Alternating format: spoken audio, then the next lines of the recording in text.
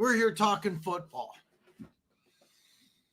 I got an interesting show planned out today because a couple weeks ago, I ran across a YouTube channel that had the best top 10 defensive tackles of all time list. It was one of the best top 10 lists. Now, a lot of people do shorts, and that's what this guy did. So there was no real explanation on what the criteria was, who did what.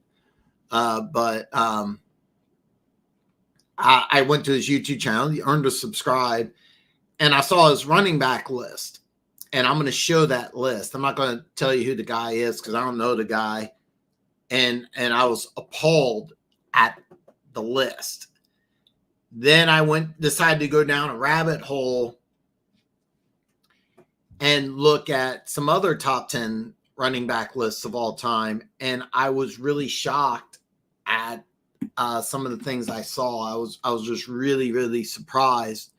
When you talk top 10 running backs of all time, I was really shocked. I did a video several years ago. The link to that's in the description. I'm going to go over some of these lists, and I made my list several years ago. I changed the name. It started off as Andrew's Football. I got called Andrew too many times, so I decided to call it the Dan Show, which didn't really show up in suggested search. So the video says it's the Dan Show, but Dan Talks Football is the name I have now, and I kind of like it. I didn't even realize the initials were DTF until Keys brought that up. But I'm going to show you some lists that people have on the internet of the top 10 running backs of all time, and you are going to be surprised. Funk, as long as 32, 34, and 20 are in the top three, in any order, you won't get any flack from me. You are going to be surprised, Funk. You are going to be surprised because I put the link to Gil Brandt. If you don't know Gil Brandt, a longtime executive of Dallas Cowboys in the Pro Football Hall of Fame, deserves to be in the Pro Football Hall of Fame. You are going to be floored when you see his list. You are going to be floored. Brian, welcome, brother. Aside from wide receiver, listen, it's funny because I'm going to show you several lists, and you're going to be surprised. But I mean, I'm going to show you mine at the very. I think mine's the good one. But you are 100. By the way, Servo Army, welcome, brother. Gil Brandt, yes. I'm going to show you his top 10 running backs of all time list. And there's going to be there was a lot of hate in the comments. And I think that you're not going to like it. No, he means 34 as in Walter Payton. So, but Corey, I'm going to show you my list. I'm going to show you Gil Brandt's list. I'm going to show you 4 others. I was really surprised at some of these lists. And then I'm going to show you mine, which of course is the correct list. But yeah, man, Gil Brandt, I'm going to show Gil Brandt second, but I'm going to just dive into this here. This, by the way, this guy who has this, I spent so much time fixing this and must have thought of some other Ryan. Oh, it's the okay. Okay, so Gooch, they didn't give you your proper intro. Normally when you show up, it's a different color and it doesn't say Gooch. So yeah, I did. The talent of the Back Talk brothers. I didn't give you a proper introduction, so I messed up. Man, I really thought this would be a little better. So if I wonder if I could just do this here.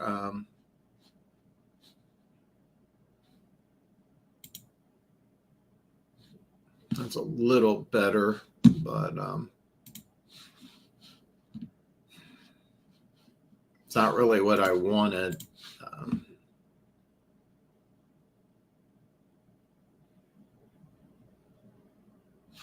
Man, okay, this is not really what I wanted here today. Not really what I wanted. I don't want to show you. Oh, yeah. Yep.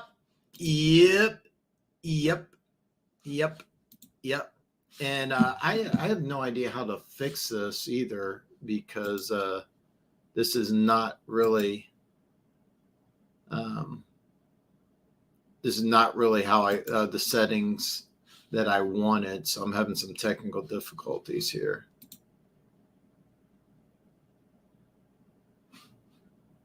Yeah, I wanted to set it up. Oh, well, all right, we'll do it like this. Because I wanted the presentation. I've been trying to change it from this format to this one here, and I'm kind of dropping the ball here. And I see it. Update recommended. We won't do an update now because this is Microsoft Edge, but let's just do this here. Actually, I have no idea how that looks. But, man.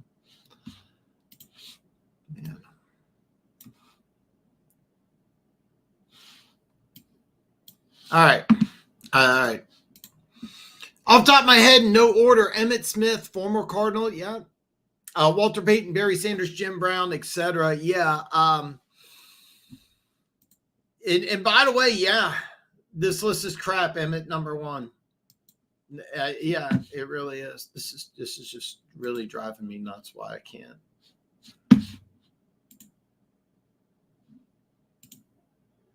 There it is. All right. And then if I remember correctly, I can go like this. All right. So I had a hard time figuring out the criteria that this guy had. And this really floored me because he didn't really have any notes on here. Let me see how this looks here. It doesn't look good. So this guy didn't really have any notes. This guy didn't really have any explanation. So I was thinking,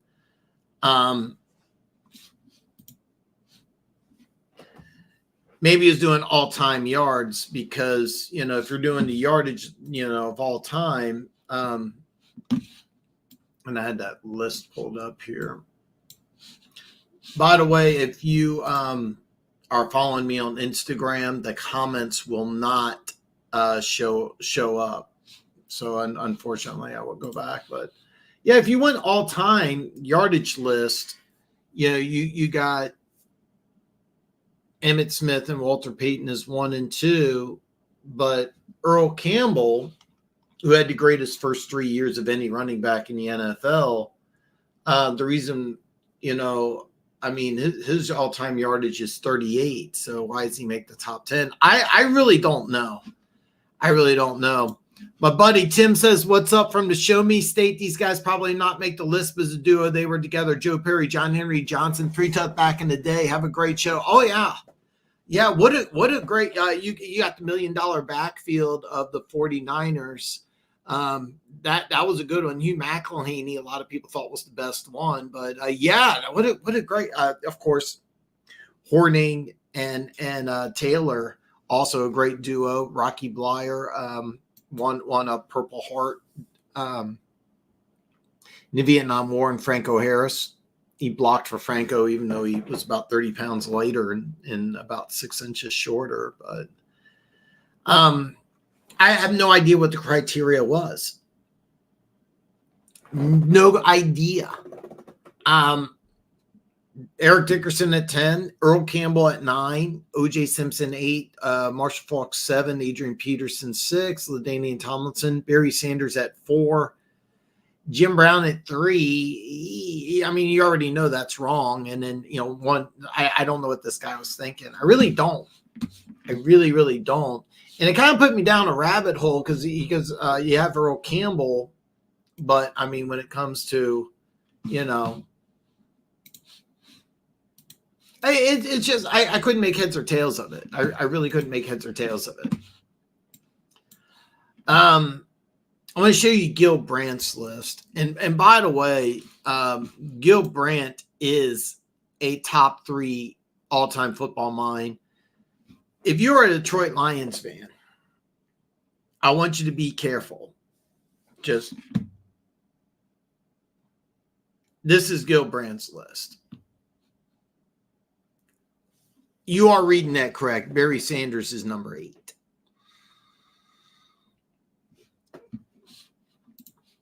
I'd have to lower Jim Brown and Emmett and Eric D. I'd raise LT and AP on account of their talent versus those lines available, and I'd insert Marshawn and bump somebody. Well, if you're talking on this first one, Jim Brown at 3, Emmett and Eric Dickerson, or if you're talking this one,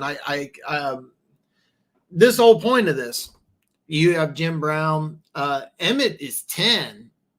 And Eric Dickerson is 6. Tomlinson and Adrian Peterson. If you notice, Adrian Peterson's not even on this list, but yeah. Okay, on the first list. Yeah, let's take a look at this one real fast here. I want to get your opinion here. I'd lower Jim Brown. That's interesting. Emmett is not the greatest running back of all time. Eric Dickerson, you would take him off that list. That's very interesting. Raising LaDainian Tomlinson, very good player. Adrian Peterson at 6. That's interesting. Gil Brandt, his list floored me. I thought it was interesting. He put Dorsett above Emmett. But yeah. I'll give you my list. And I did the video on my list, and I'll go into a little more detail. And by the way, I mean, this is never going to be a channel where I have to be always right. And so I went MIA. Yes. We knew that. Servo Army, welcome, by the way, if you haven't hit that subscribe button already. But he's new. But yeah, we rectified that. I don't know. I mean, I really don't know. And by the way, Funk says, yeah.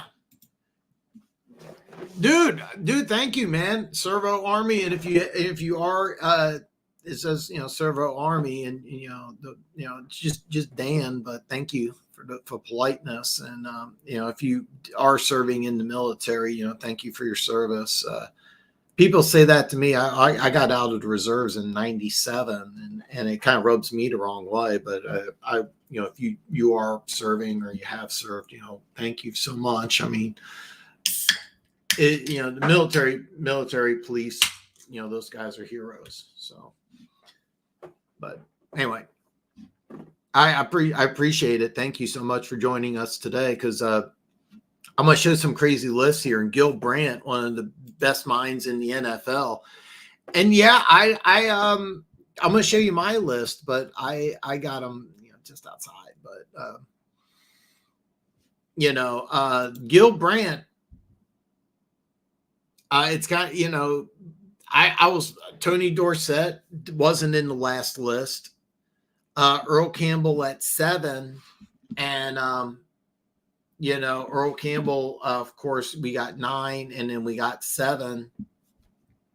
Gale Sayers, 4, and not even on this list. And the thing about Gale Sayers, I think Gale Sayers is maybe the greatest punt returner of all time. I would want him on my team. I won't know if I'd call him an all-time great, because you have the longevity issue. OJ at 3, I completely understand. If you got to watch OJ play, I didn't, but I knew OJ before the murder trial. I'm having an energy drink. I don't know why. I don't need it.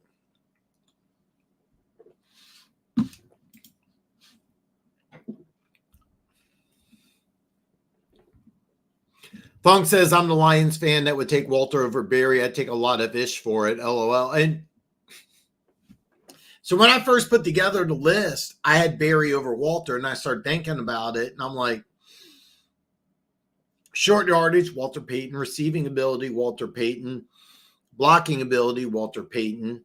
The only thing that Barry has over Walter is elusiveness. And his own dad even said, Walter over Barry. But I use this analogy. Let's say everything's the same and your kid's life is on the line. You have to give a running back 30 touches. Everything else is the same. It's just you insert a running back for 30 touches. Which one do you want, Walter Payton or Barry Sanders? And if you tell me Barry Sanders, I think you're lying. I mean, I said touches, not carries. Everything's the same. Dallas's offensive line, or both Barry and Walter played behind bad lines for a long time. So, but yeah, I mean, that's the whole point of this exercise. Gale Sayers at 4. Again, Gil Brandt, one of the greatest football minds to ever live. This is his list. When he had Tony Dorsett over Barry Sanders is, and by the way, I couldn't have said this any better. Funk's just spitting facts here. Barry's the most elusive. Jim, the best pure back. Walter's all around. Yeah. Yeah, I said touches, not carries. Yeah. I'll be honest with you. If I had to just give 30 carries, everything's the same. In his prime, not going to break down. It might be Earl Campbell. Earl Campbell would be on this list. But yeah, I said touches. 30 touches. And that's what, and that was kind of the scenario, because I think it's important that if you're a running back, can you catch the ball? That means something. That means something, I don't, blocking's kind of iffy, because in the 60s and 70s, pass protection was not as big of a priority as it is today. So I think AP is a better pure back than Jim Brown, Earl Campbell, and that's interesting. That's interesting, because I mean we're going to bring that up. I mean, Adrian Peterson, that rookie season he had when he went for 294. It was 294, 297 against the Chargers his rookie season. I was like, oh my God. And then of course he got injured, but he still went over 1,000. The 2000, was it 2094, 2098, something like that. Yeah. Marshawn Lynch. That's a guy I actually don't have on my list. And I love Marshawn Lynch's, if you're talking about Marshawn, no, you said Marshawn, not. So if you go, I have the Pro Football Reference rushing leaders of all time. Marshawn Lynch does have over 10,000 rushing yards. Love this game. There's several guys. It's interesting, some of the names that are on here. I actually went to single season because I started thinking about how dominant were you for just 1 year. Jamal Lewis, who's not on any of the lists, he had that 2,063-yard season. Whose single season was more impressive? Here's a fun fact. I mean, which one's more impressive, Chris Johnson or I almost forgot, or Derrick Henry? Which 2000's better? I like AP. Guy's a stud, but I can't take him over Brown or Walter. And I mean, that's kind of what we're going to talk about. I want to get everybody's opinion, because I saw some of these lists and I was really, really floored. Yeah, I drew a blank for a second, but yeah, Derrick Henry's 2000s more. Here's the thing, though. Chris Johnson, that's his 2,000-yard season. That's the most combined yardage of all time. And he had over 500 receiving yards, kind of an underrated receiver. I was looking back. He played under Jeff Fisher and Mike Munchak. Neither one of these guys were really creative offensive minds. Chris Johnson played in a place like Kansas City under Andy Reid. Who knows? He probably never would hit 2,000, but he might have like 80 or 90 catches. 30 touches, I may be leaning Jim Brown. That would be my personal opinion. That would be my personal opinion. But I mean, everything and so when I did my list, that was kind of the criteria. Is if I had to give 30 touches to a player, which one would I want? And I'll give you my list at the end, which I think is fair and accurate. Which I think is very fair and accurate. I'm going to show you 3 other lists because I was really surprised here. I mean, this is list number 1. This is the one that got me going here. And, Emmitt Smith, number 1. I'll let you know right now, I really don't agree with that. And then,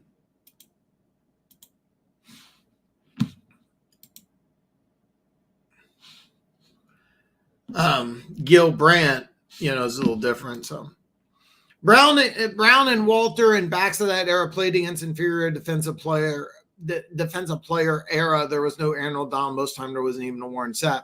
That's a good point. The one thing I would argue, especially with Jim Brown, players tried to end Jim Brown's career. Like there was a lot of cheap shots because Jim Brown did something practically illegal in the 50s and 60s. He liked white women. And it doesn't sound like, and you may think I'm joking, but in the 50s and 60s, if you were a black man and you're dating a white girl, it wasn't like you'd get dirty looks. I mean, it was a huge deal. Jim Brown liked doing that. He liked rubbing people the wrong way. Jim Brown was not popular among his teammates, and opponents and referees let a lot of that stuff go. There wasn't like instant replay. There wasn't officials throwing a lot of penalties. There was a lot of people that tried to inject. A lot of people were public, like we hated Jim Brown. If I could take his knee out, I tried to do it. And it's funny, I've heard this multiple times. But you are right. Are they the same caliber players that you're going against today? No, but there was still some good players in the 50s and 60s. I mean, not all, but still you had Minnesota. They had some good defensive linemen. Drawing a blank here, Deacon Jones. A lot of people feel like he's the best defensive end of all time. Roland Olson. I'm drawing a blank. The fearsome. Was it the fearsome? No, it wasn't. Was it the fearsome foursome? They were on the cover of Time magazine. So, how does everyone feel about Marshall Faulk and LaDainian Tomlinson? They're top of the food chain. By the way, it's funny because I really wanted to break down how I have these guys listed in terms of speed, receiving ability, short yardage, and etc. And let me ask you guys a serious question. Who's faster out of these 3? Who's fastest? Adrian Peterson, Barry Sanders, Marshall Faulk. So I tried doing a top 10 of who's fastest, and I was going to rank them 1 to 10. And then I got the speed, and I said, I have no idea. Adrian Peterson, Barry Sanders, and Marshall Faulk, who's fastest? And the answer is I don't know. When I get to my top 10 list, I'll give you who I think are the 3 fastest. But I couldn't do 1 through 10 because I literally don't know. So, yeah, you had Night Train Lane. By the way, you had guys like Jack Tatum. He was nicknamed the Assassin.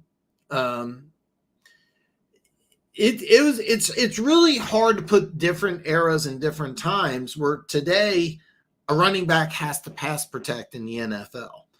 You don't even have to pass protect in college. If you're good enough, you don't need to pass protect in college.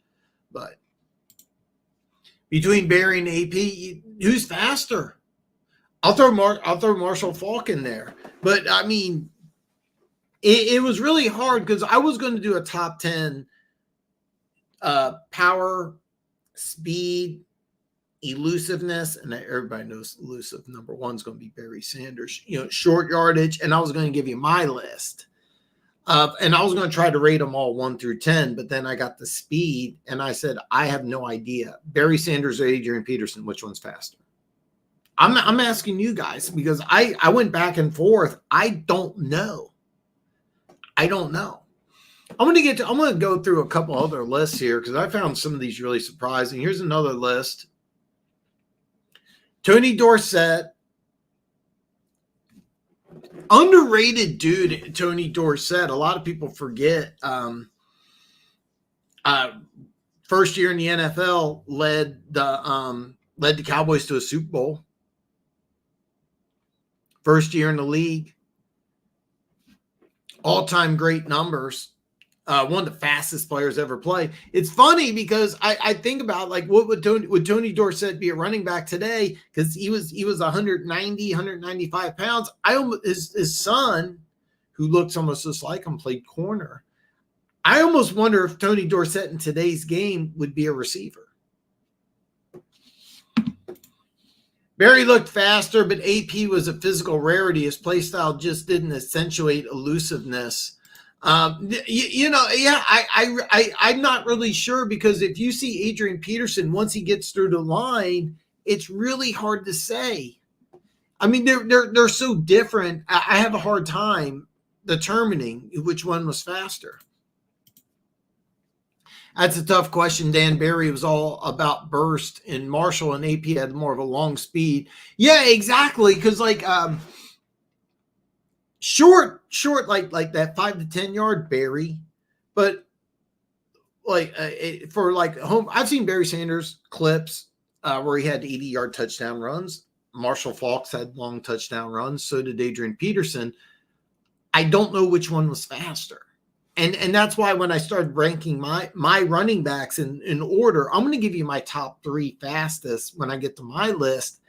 But when I go ahead and I tried to do 1 through 10, and I was going to put number 10, I was going to rank them in order. I got stuck on speed because I had no idea which one.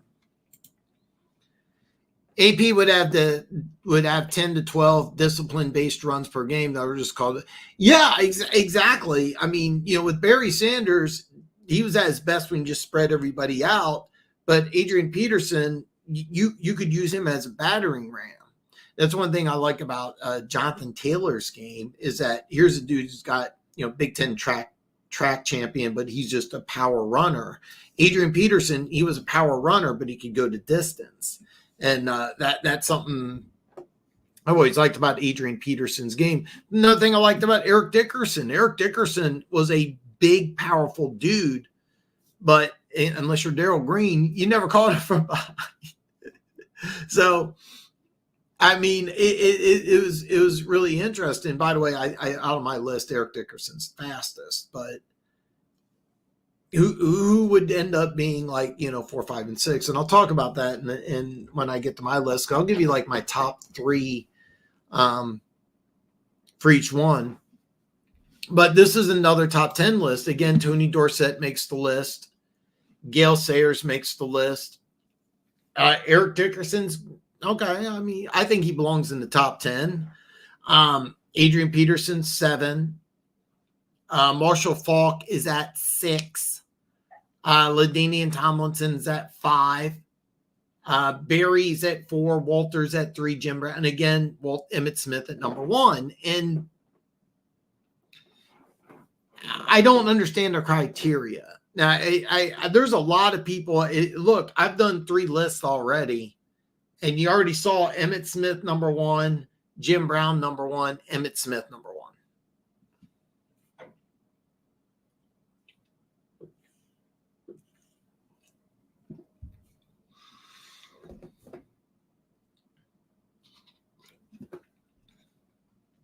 And you've also noticed a few things here. Tony Dorsett and Gale Sayers are not on this list. Barry Sanders at 8 still floors me. Emmitt Smith's 10. This is a guy who spent something like 50 years with the Cowboys organization. He has Tony Dorsett above Emmitt Smith. I find that a little surprising. Adrian Peterson's not even on Gil Brandt's list. Emmitt Smith, number 1. Really, you see kind of everything's all over the place here. So let me show you another list. O.J. Simpson's 10. By the way, O.J. Simpson, that's what I forgot to put this in the note. O.J. Simpson doesn't even make this list. Gil Brandt, he's number 3, and then number 8. So O.J.'s either 8, 3, not even in the top 10. And I get why you don't, I don't think this is a football related issue here, but let's take a look at this other list. O.J. Simpson, number 10. Dorsett, 9. Falk, 8. Peterson, 7. Dickerson, 6. LaDainian Tomlinson, 5. Emmitt, 4. Walter Payton, 3. Jim Brown, 2. And Barry Sanders, 1. Obviously, as a Lions fan. Obviously a Lions fan. But, I mean, I was kind of surprised because, Barry Sanders, 4, 8, 4, 8, 4, and then here he's 1.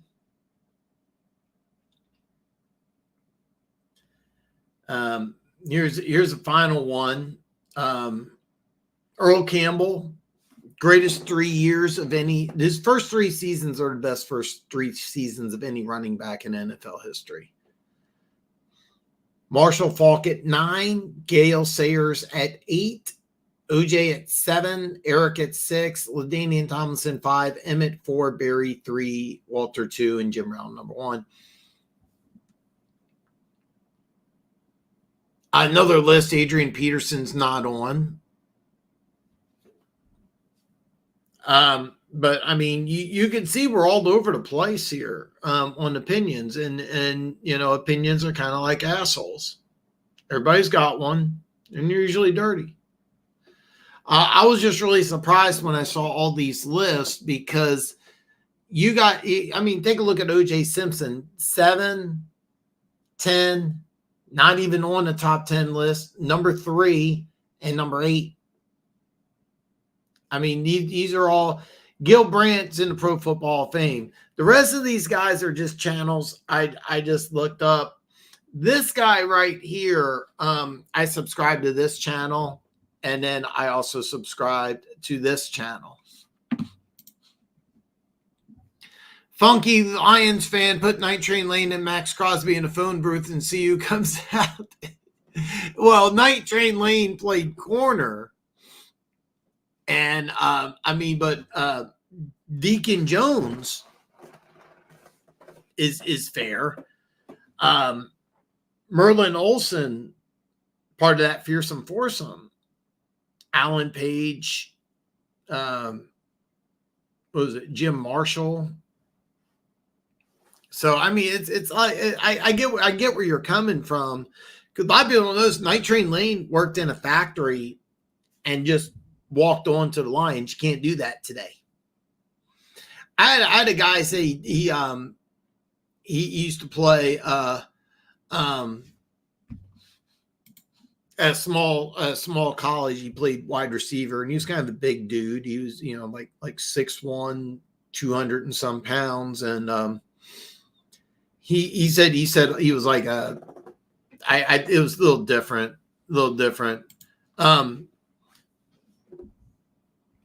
Night Train Lane is the reason why he invented the clothesline, and then they outrolled the clothesline. So they tackled people by their face mask, and then they outrolled that. But I mean, they changed. Night Train Lane in his rookie season had 14 interceptions, still an NFL record in a 12-game season. And then he dated, it was like some superstar celebrity. It was kind of a big deal. And it's a great story because here's a dude that worked at a factory. Night Train Lane literally worked at a factory, walked on to the Lions. He was a former receiver, became one of the greatest defensive backs of all time. Deacon Jones would be more accurate. And Deacon Jones is bad, man. I love that you use Max Crosby too, because I love Max Crosby. We didn't get out of that phone booth against Jalen Ramsey. That's a good question. That's a good question. That's interesting.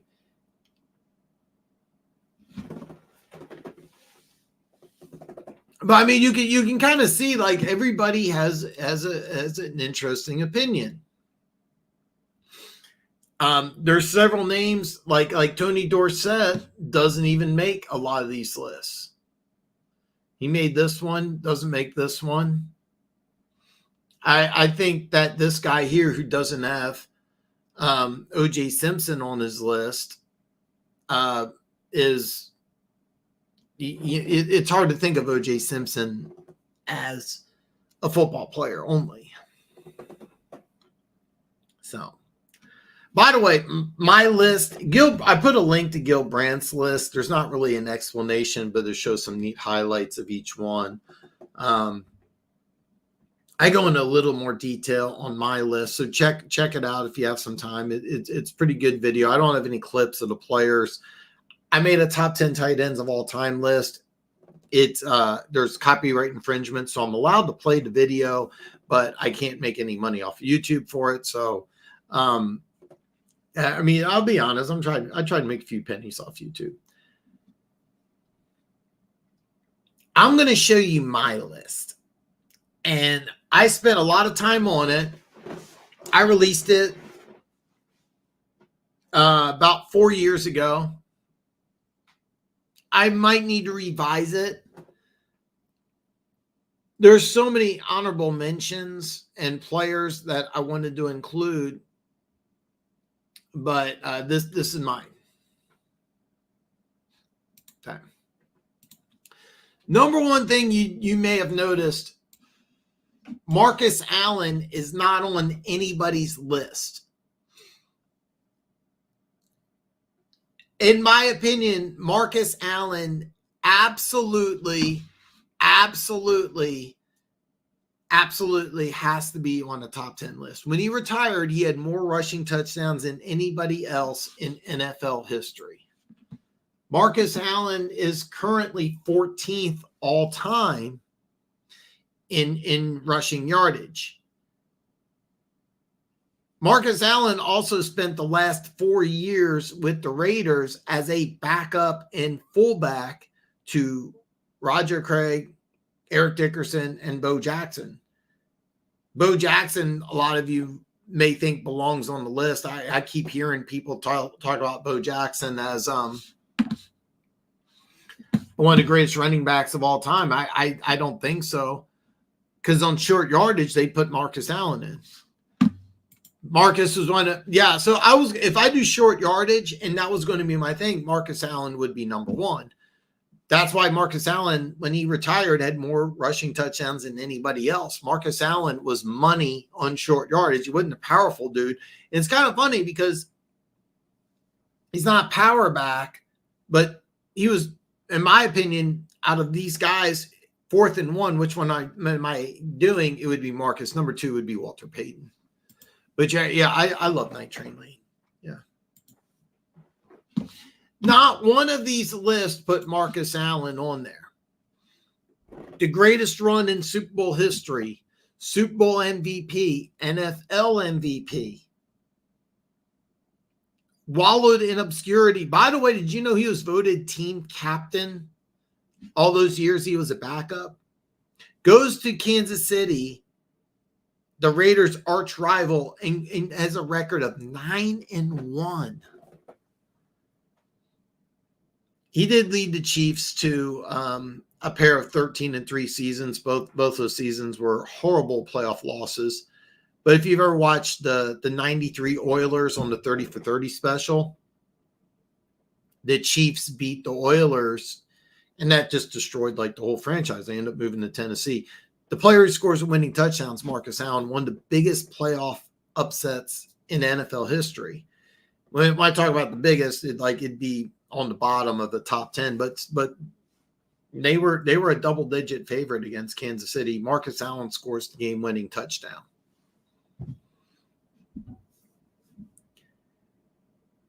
If he didn't have that feud, and nobody knew the reason why Al Davis was mad at Marcus Allen. I mean, by the way, if you are, that's great, more power to you, but I'm not. Marcus Allen was a good looking dude, right? He had movie star good looks. He was super charismatic. A lot of people thought that he was basically Mr. Raider, and a lot of people speculate that Al Davis was jealous of him.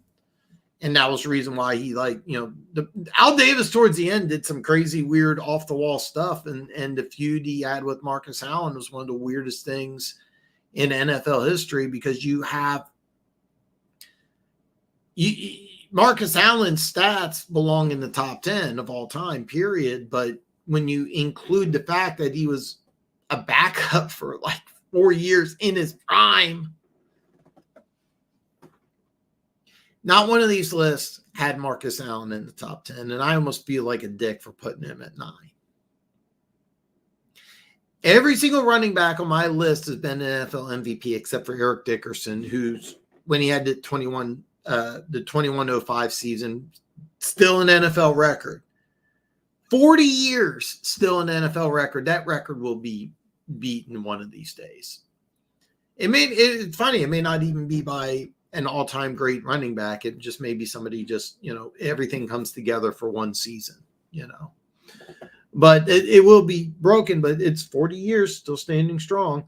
That was the year Dan Marino had the 5105 and the 48 touchdowns. No quarterback threw for more than 40 touchdowns in a season. Marino had 48. 5,000 was thought to be a mythical barrier. And this is in the 80s where, the rules were so different. Marino hit 5105. Marino deserved MVP, but anytime you set an all-time rushing record, that usually puts you in the MVP conversation. Because I started looking at NFL MVPs, and if you go like all-time seasons, so single season records, right? So who led the NFL in rushing for a single season? Sean Alexander didn't make any list, but where was it here? In 2005, 27 touchdowns, NFL record, 1,880 yards. Jamal Lewis, 2,066, doesn't belong on the list, but still really impressive. Derrick Henry didn't make the list, but 2,027 is really good. And by the way, these are all MVP seasons. So I'm going to go into my list and I'm going to explain. I'll explain everything. Adrian Peterson at 10. Slasher, what's up, fellas? I was on vacation for a couple weeks in Bahamas and just got back, man. Hey, dude, that sounds like a good time. We are, I'm not sure how late or how much you got to see.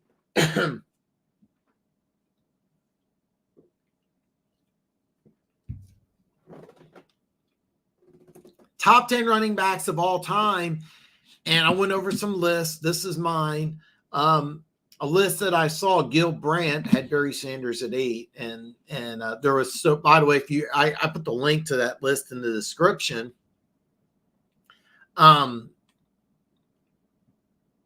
was so much hate on that top 10 list, mainly from Lions fans, because when I saw a top 10 list with Barry Sanders at 8, I was floored. The link to my top 10 videos here, and I'll go into a little more detail on it. But I'm going to go through my list and my logic and my thought process here. But man, I'm glad you're back, and I'm glad I got a chance to go on a vacation. I've never been to Bahamas. That sounds awesome. By the way, my social media links are below. If you don't mind, send me some pictures. I've never been to the Bahamas. It sounds awesome. Adrian Peterson at 10.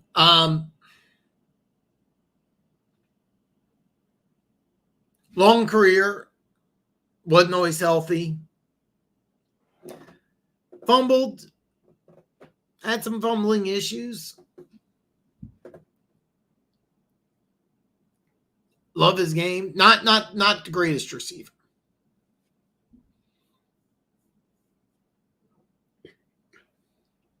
I like Adrian Peterson at 10. I really do. And 10th of all time.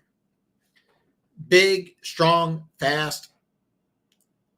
I mean, so if I was to rank the receivers on this list, 1 through 10, I mean, Marshall Faulk would be number 1. That's a no-brainer.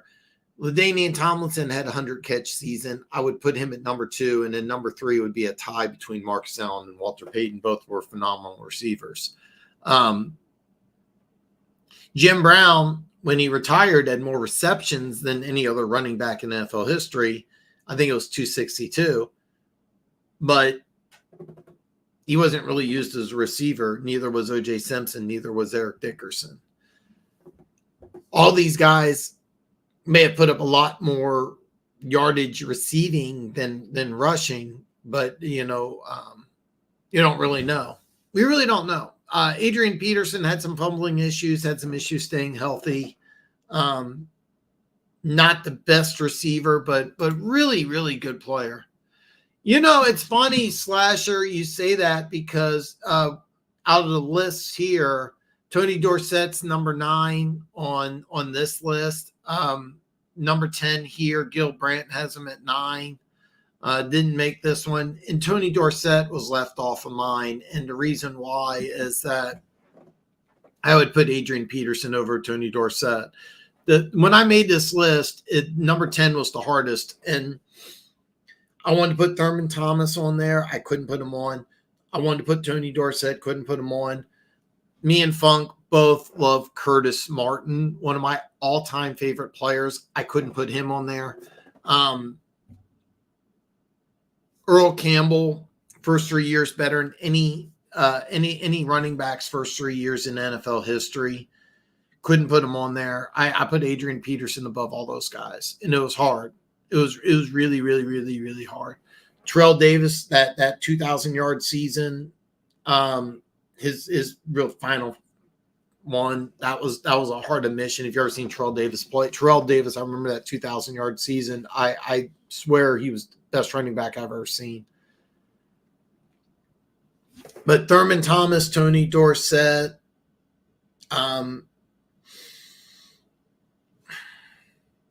Earl Campbell, Gale Sayers, all these guys I really wanted to put on there, Tony Dorsett included, but I think Adrian Peterson's better than them all.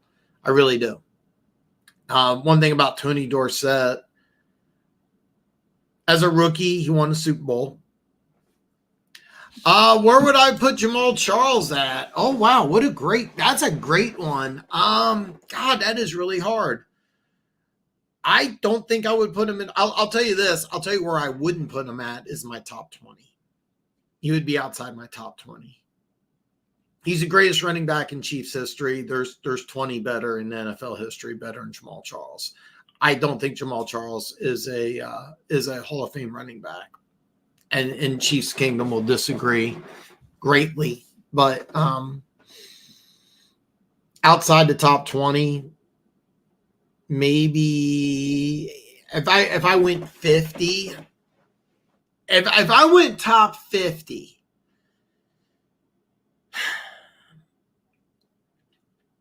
maybe in the top 50, maybe, because there's a lot of great running backs that really don't get the credit they deserve. I'll throw out some names that are better than Jamal Charles. Corey Dillon was amazing. I loved Corey Dillon's game.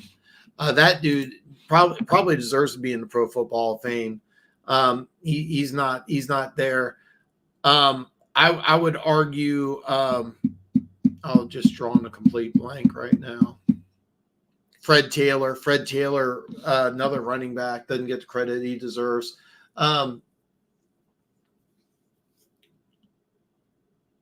in their prime, he was better, but like an all-time list, Tiki Barber may be above Jamal Charles.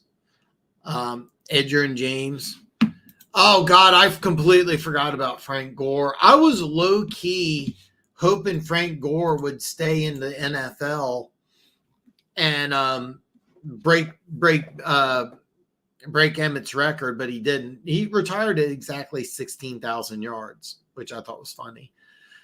Gore would be in my top 15, and I forgot that. So like, if I went past 10, I would probably put Thurman at 11, Martin at 12, and then 13. I would really have to have a debate, but I might put Gore at 13. I might put Earl Campbell, because Earl Campbell's first 3 years in the league are the best first 3 years of anybody. LaDainian Tomlinson from the Chargers, I always forget about him. We got, oh God, he had over 100 receptions one year. 7th all time. I got the list here in front of me. I'm not doing this off memory. I got him on my list at 8. And I went back and forth between LaDainian Tomlinson and Marshall Faulk. Marty Schottenheimer called LaDainian Tomlinson the best football player he ever coached, and he coached Marcus Allen. And he loved Marcus Allen. Derek Thomas, of course, Joe Montana at the end of his career. I don't really count that. A lot of really good players in Cleveland, but he said LaDainian Tomlinson was the best he ever coached. The reason why I got Falk ahead of Tomlinson is the greatest show on turf is universally considered the greatest offense of all time. That offense isn't that offense doesn't go. And everybody from Kurt Warner to Isaac Bruce to Dick Vermeil always said that the heart of that offense was Marshall Faulk. So like that's why I put him at 7. Yeah, that's the best combo. Yeah, Barry Sanders, that rushing season he had was the best.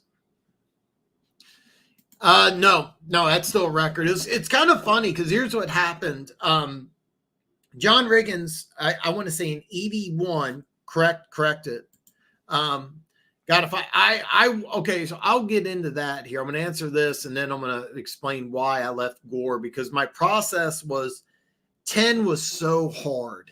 10 was the toughest because I wanted to put, let me get to this first here. Riggins, I want to say in 81 hit 24, and that record stood for a long time. Emmitt Smith broke it with 25. Then Priest Holmes, it was like the next year, Priest Holmes with 27. Then the next year it was Sean Alexander with 28. 3 years later, it was LaDainian Tomlinson, 31. And then that stayed for the next 23 years. But it was kind of comical. It was just Emmitt Smith did it 95. And then Priest Holmes, I believe, did it 96 or 97. And then Sean Alexander 98, and then 2001. And I thought somebody else would try to do it with 32. That never happened. It was kind of comical, but no, that single season record's going to stand. I had a hard time with this Servo Army. I had 10 was hard because I originally wanted to have number 10 be Thurman Thomas. And I was like, I think Peterson's better. I wanted to put Earl Campbell on the list, couldn't do it. Yeah. I forget. No, it was John Riggins, and then it was Emmitt Smith, and then like 2 years later it was Priest Holmes. The very next year it was Sean Alexander. Then it was Tomlinson. It was 2003. I think it will. Actually, I do think it will, because the NFL is going to go to an 18-game schedule soon. If you haven't heard, it's going to 18 games. There's going to be somebody, and it'll be one of those things where he probably won't even have more than like 1,200 yards. It'll be like a short yardage deal. But 31 will be broken someday. It'll be a common. By the way, it'll be a combination too. It won't be. I have to look this up. I'm going to do it right now because I want to say it was a combination of rushing and receiving, but it was a it was 28 rushing, 3 receiving. So somebody will do it. Yeah. There's a lot of good running backs here. I know you like Adrian Peterson, and I know you like Frank Gore. I like Frank Gore. I'm the huge fan, but 10, I wanted to put Thurman. I took Gale Sayers off because I think Gale Sayers is best punt returner of all time, but he's more punt, kick, receiving. He's a guy in today's game you wouldn't just line up and have. You wouldn't run him I formation 25 carries. So exactly. Thanks, Juan. It would be like Jamal Williams having more touchdowns than Barry ever did in one season. Guys mid and holds. Yeah, and that's what you're going to see. Let me give you an example. Braylon Allen, who's now the backup with the Jets, but he's a 240-pound running back. You know, somebody like that who may have like 800 rushing yards and he'll have like 32 touchdowns, something like that. Yeah, you're right. Fun fact, the guy who broke the Chiefs rushing record until actually it was Larry Johnson, then Jamal Charles, and Jamal Charles did it twice. Broke his own record, I should say. Was a backup running back. It was a blowout against Detroit when they had Barry Sanders, because it was funny because it was a battle of Christian Okoye versus Barry Sanders. Christian Okoye won the rushing title of 1,480 yards. Barry Sanders had 1,470. And Barry Sanders had another quarter to play. And Wayne Fonte said, "Hey, you want your rushing record?" And he goes, "Nah, I'm good." And Wayne Fonte should just made him go out there. I'm a Chiefs fan, and I'm still mad about that because that was Barry Sanders' rookie season. He should have led the NFL in rushing his rookie season, but Terrell Davis is actually in the Hall of Fame, Slasher, and I don't think he belongs in there. But yeah, he's actually in the Hall of Fame. He is in the Hall of Fame. Let me ask you this: how you feel about Jonathan? I think it's John. Is it Jonathan Gannon? You're running back out of Texas. You're running back out of Texas. You drafted in the second round. How do you feel about him? Can you give me any insight? Because I heard that he's going to be the starter, which is weird because you gave Miles Sanders a lot of money. Chuba Hubbard played really well. Is it Braylon? It's Jonathan. I'm just drawing a complete blank. I know it's Jonathan. I can't believe his last name. Can't think of his last name right now. I'm just going to drive me nuts. Jonathan Brooks. Yeah. Can you let me know what you think of him? How he's doing? Because I'm really kind of curious. Really kind of curious. Yeah. It's kind of funny because I went down a rabbit hole where I was thinking, is there anybody, because I thought about this, can anybody ever break Emmitt Smith's rushing record? And there's only one running back in today's game. And by the way, Jonathan Brooks, who's only 20, you never know. There's only one running back in today's game that I think could break Emmitt Smith's record. And a lot of you may laugh, but it's Jahmyr Gibbs. Yeah. Even if you're not a Lions fan, let's just say you're not a Lions fan, top 5 offensive line. You have Montgomery, who's going to get a lot of those short yardage things. He outrushed Emmitt Smith in his rookie season by about 12 yards. And they're both, Emmitt Smith per Pro Football Reference is listed as 5'9", 227. But when Emmitt Smith entered the league, he was 195. Gibbs, he's listed by Pro Football Reference as 5'9", 200. I don't think that's right, but there's a lot of similarities in build between Gibbs and Emmitt Smith.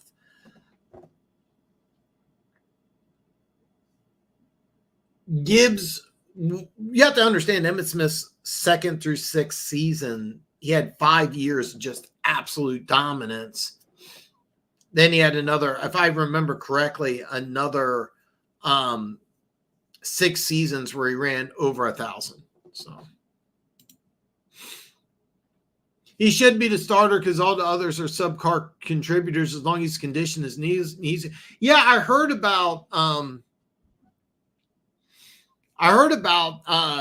knee being healthy, and I remember you gave Miles Sanders a lot of money. I loved Miles Sanders. I thought this was going to be a fun offense. You know, you got a guy that's an excellent receiver. He's an excellent runner, and then I blame the offensive line, but Chuba Hubbard came in, a guy that I liked, and he had a lot more success. But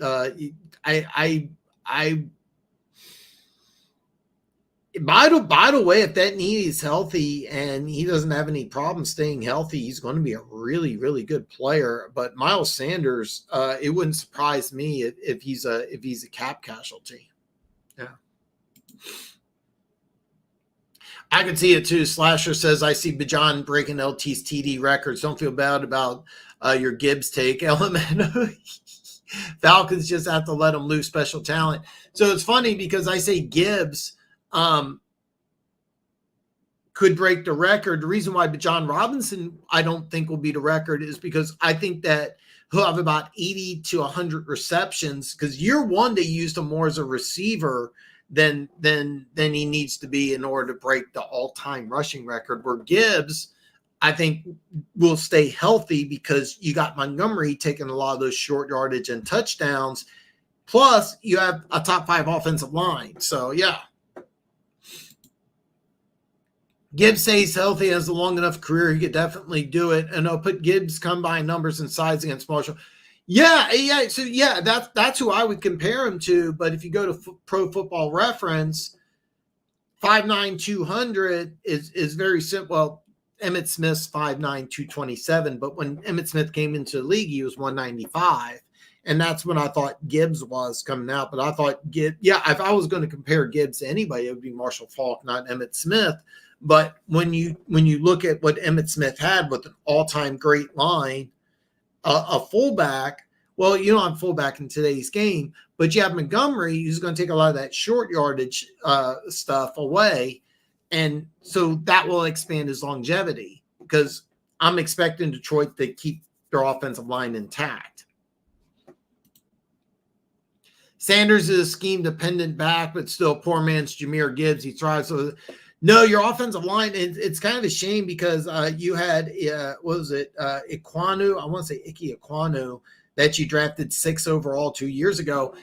You put him at left tackle. I love this guy because the more I kept watching this guy, I'm like, this dude was unfreaking believable. I love this footwork. I love the upside. And I was like, in a couple of years from now, this is going to be a top 5 left tackle. It hasn't come up.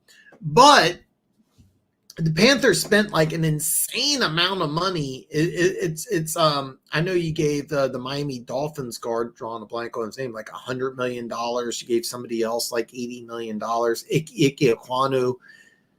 If that talent all comes together, you could have a really, really, really good offensive line. Oh yeah, you got Cushenberry from Denver. You gave him, I think it was something like, Carolina spent something like, it was like an insane amount. It was like $250 million.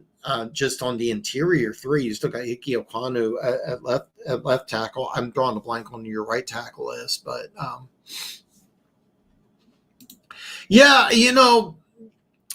with Wright, I really thought that team would be so much better.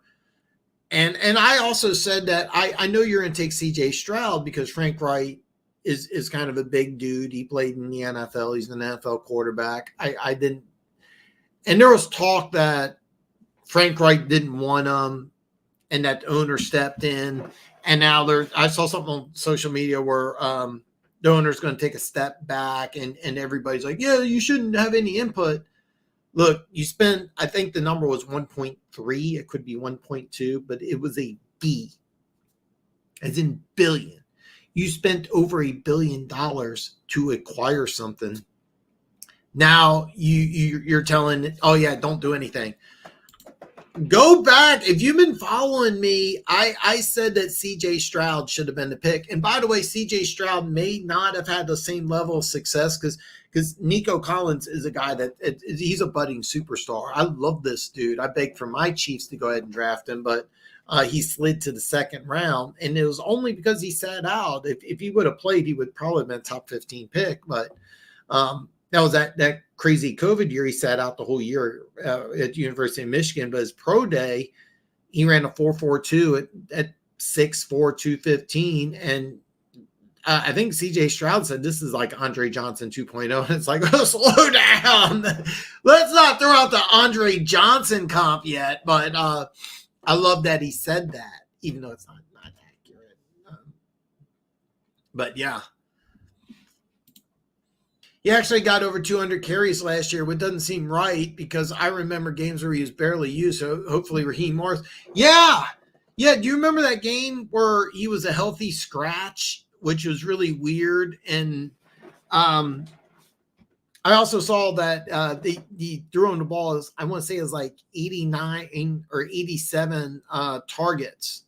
So they use him a lot more as a receiver. I heard early on that if he wanted to, he could play wide receiver. And I think that that's just what they're going to do, is they're going to use him so much more as a receiver than as a pure runner. That's why the only player who's playing in the NFL right now today, I think that can legitimately break Emmitt Smith's record, because I think all Jerry Rice's records will fall someday. I really, really believe that. Emmitt Smith's 18,355, that's going to stay for a while, but is there anybody who can do that? And I think the only player would be Jahmyr Gibbs, because you have this great offensive line. You also have a power running back, but Gibbs has to play for a long time. The reason why I don't think Robinson will be in that same category is you have the offensive line, which is not bad, by the way, in Atlanta. I'm not calling Atlanta's offensive line bad. I'm not calling it bad at all. Detroit's is exceptional. All right. Detroit, top 5 offensive line, even if you don't like the Lions. If you're a Lions fan, you're telling me it's the best offensive line in football. I don't know about that, but are they top 5? Yeah. So that's kind of why. I have Emmitt Smith on my all-time rushing list as 6. And the reason why I got him at 6 is because you had maybe the greatest offensive line in NFL history blocking for him. So I ding him for that. You have a Hall of Fame quarterback. You have Michael Irvin. By the way, if I do a top 10 receivers of all time list, I'm going to find a spot for Michael Irvin, even though the stats won't agree. If like I said, your kid's life is on the line. You have to win a game. Which receiver do you want? I want Michael Irvin. I really do. I want Michael Irvin on that team. I'd find a spot for him. But yeah, Servo Army's just coming in strong today, man. Daryl Johnson. How important was he? And then I go. You can watch my picks for the 2023 draft. You can go back. I have all those videos available. You can watch that. And I say over and over and over again, CJ Stroud is my quarterback number 1. This is going to be the pick. And then finally it's just more and more and more and more. And finally I was like, well, yeah, they're going to take Bryce Young, and I think it could be a mistake. Yeah, the Nico Collins. So he set out for that COVID year. And then he went to the Michigan Pro Day, and he measured in at 6'4", 210, ran a 4.42. And I started watching some film on him, and I'm like, this guy played. And I think there was an issue. He didn't even compete at the combine. It might have been an injury. I'm not 100% sure. I wanted the Chiefs to draft him because I'm like, this is a guy. And he really struggled years 1 and 2. And it wasn't all CJ Stroud. It was part of it was injury issues. Part of it was maturity and growth.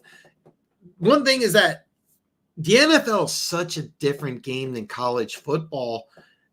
It doesn't always translate. That's why your boy Ike Ekwonu this year may be the year where he just plays lights out. I will say this. A lot of people don't know this, but Derek Brown, who got a massive extension this offseason, had one of the best years as a defensive tackle ever. And it's being widely overlooked because Carolina was a 2-win team. But yeah, Nico Collins. This is a guy. I wonder how putting him and Diggs together is going to work, because I don't know if this is a good thing or a bad thing. But yeah. Irvin and Tim Brown would be 2 guys I want on my team. Oh, God, yeah. By the way, did you know Tim Brown played with a NFL record 194 different quarterbacks? I'm exaggerating by only a little bit. No receiver in NFL history played with more quarterbacks than Tim Brown. None. And here's the other thing about Tim Brown. Tim Brown, his rookie season, went to the Pro Bowl. He was used as a kick returner and a punt returner because that's what he did at Notre Dame when he won Heisman. He won the NFL's fastest man competition. He beat Darrell Green. And then on a kickoff return, tore up his ACL. Now, back in the 80s, you tear your ACL, that ends your career. Tim Brown came back, but he went from being the fastest guy in the NFL to the slowest receiver on the Raiders because the Raiders signed Melvin Fernandez. He was part of the 4x100 meter world record team that, it's Carl Lewis, Melvin Fernandez, Willie Gold, and I want to say Ron Brown. So except for Carl Lewis, Al Davis signed the other three of those guys, and they were all on that Raiders receiving team. They were all Raiders receivers, none of them except for Willie Gold, won the Super Bowl, of course, with the Bears. Had a few good years, but never. I don't think he ever went to a Pro Bowl, or if he did, I'd have to look it up. I don't think he did. Tim Brown went from being the fastest man in the NFL to the slowest receiver on the Raiders roster. And he said, I had to run routes better. I had to get, I worked on my hands. I worked on my routes. I worked on all the little nuances of the game. And what's Tim Brown most famous for? That, those little slant routes, those little curls were like on third down, Tim Brown was money. He attributes that knee injury to his growth. By the way, have you seen Tim Brown? Tim Brown, he's like 58. He looks like he could play today. That's the thing. And it's you may be right. Tim Brown might be the greatest receiver of all time. He really might. Nobody gets it. Yeah, that was it was. We can go down this rabbit hole for a long time. Yeah, he had some okay quarterbacks in the early 90s. Okay. But nobody as good as Gannon. But Tim Brown would be probably top 5 on my list. And I remember watching him play, and it was just like, this guy was so good. So good. I've been meaning to do a top 10 receiver list. It's funny because like my top 10 receiver list, I can name 15 guys that I want to put on the list. I mean, Steve Largent needs to be on the list. Raymond Berry needs to be on the list. Charlie Joyner needs to be on the list. And then, you got Tim Brown, you have Michael Irvin, of course you had Jerry Rice and Megatron, Randy Moss. And then, where do you put some of these other guys that have these great numbers? What about somebody like maybe Wes Walker or Julian Edelman? Those guys probably wouldn't make my list, but then you have Don Hudson, who was doing stuff in the 50s. He belongs on the list somewhere. Yeah, so I've never done a top 10 receivers list, but that's such a tough one because Michael Irvin would be on my list. I would make a place. Tim Brown has to be in the top 5. I mean, and I thought about maybe doing an era list, decades maybe. It's hard to say. I didn't even name Marvin Harrison, who's in the Pro Football Hall of Fame. So, but I'll get back to my running back list here. There's so many. I really wanted Thurman Thomas to be 10. That was the name I had originally, but then like Curtis Martin was a tough one. Frank Gore, Earl Campbell, Gale Sayers. Gale Sayers, all around running back, great, but I consider him the greatest punt returner. Earl Campbell, the greatest first 3 years of any running back in NFL history. If I had to say, give me in his prime 30 carries, not touches, Earl Campbell makes that list. but he wasn't really a receiver, had some fumbling issues. But the reason why he's not on my list is longevity. Terrell Davis, that after his rookie season where he didn't crack 1,000, those next 3 were as good as any. I wouldn't put him on an all-time list. I think Adrian Peterson's better than I mean, I'm also leaving off guys like Franco Harris, John Riggins, Larry Zonka. Yeah. Megatron is a little overrated to me. He's a freak athlete. Only ever caught 60% of his targets one time, finished a career of only 55%. Oh, and his amazing 1,900 plus season only had 4 touchdowns. The one, it's funny. I did a top 10 tight ends of all time list. And I, of course, put my guy, Travis Kelce, at number 1. And not just because of Taylor Swift. So, by the way, Servo Army, that Taylor Swift is a joke. But, the reason why I put Kelce at 1 is that his stats equals wins. I don't really remember Megatron ever being that guy who iced the game. Yeah. Oh God, yeah. Dude, that's another one that Ricky Williams with the Dolphins was phenomenal. What was that single season he had what was it 1823? Am I getting that right? I'm going to have to change this so I can see. What was that season he had?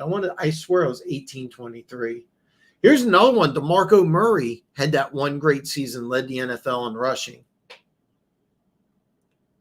Was it only, I'm looking through here and I can't find Ricky Williams. Here it is. 1853, 15th all time. He was 25. 30 carries. Yeah, Ricky Williams might be on that list. Let me throw out a name who's not on any list, but I didn't even consider Sean Alexander.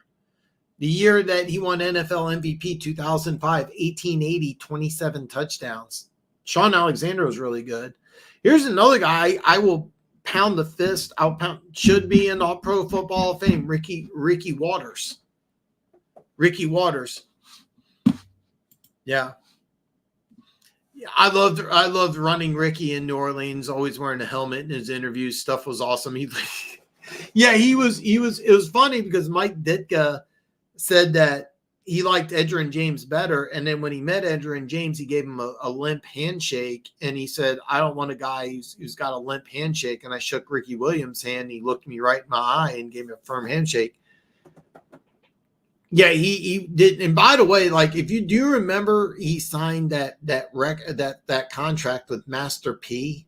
You remember Master P? Make you go, I'm not even going to come close to saying it. You remember that? Is that guy? He signed that contract. So he made $300,000. It was something really small, but it was a performance-based contract, and people thought it was going to be off the charts. But there was a clause that he had to have 2,500 yards rushing in a season to hit one of these deals. And it's the rushing record's only 2,100, right? And he ended up making, for the first couple of years of his first 3 years in the NFL, he didn't even make $1 million. And he fired Master P, got signed with Lee Steinberg, Leigh, and ended up making some good money. He got married and he took his wife's name. So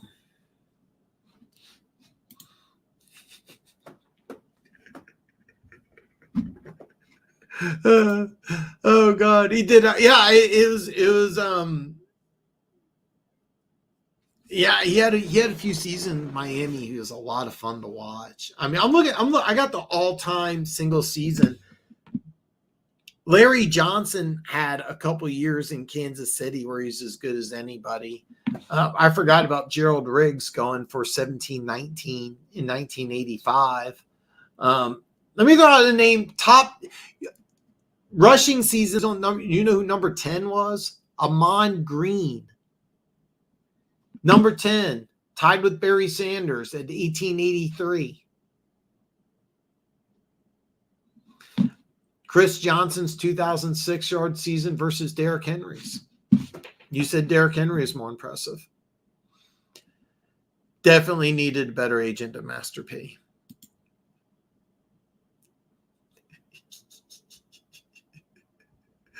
Oh God, yeah. I wonder if I could play Master P and not get copyrighted.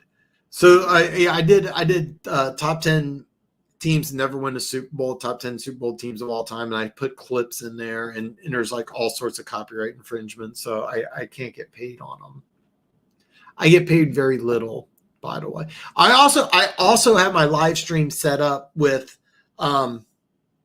it's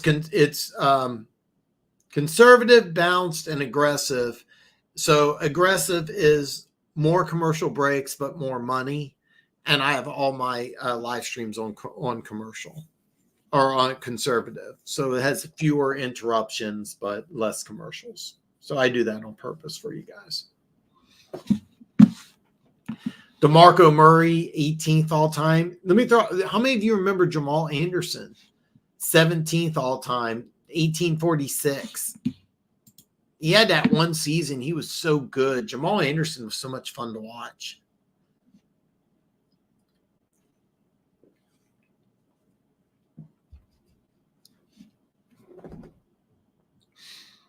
The one thing I want to emphasize on my list, and I say this in my video, 4, 5, and 6, I really think that you could go in any order, and I can't really argue.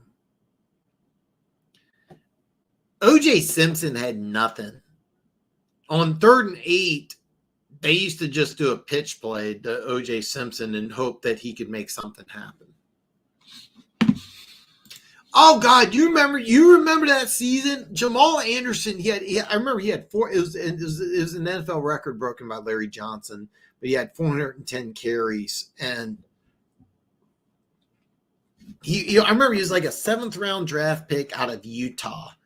This is before Utah went to the Pac-10. They were part of the Mountain West Conference, if I remember right. It was either the Mountain West Conference. It was the Mountain West Conference before it expanded, because you had, at the time, it was the Mountain West Conference and the WAC. And then those two combined for the new Mountain West Conference.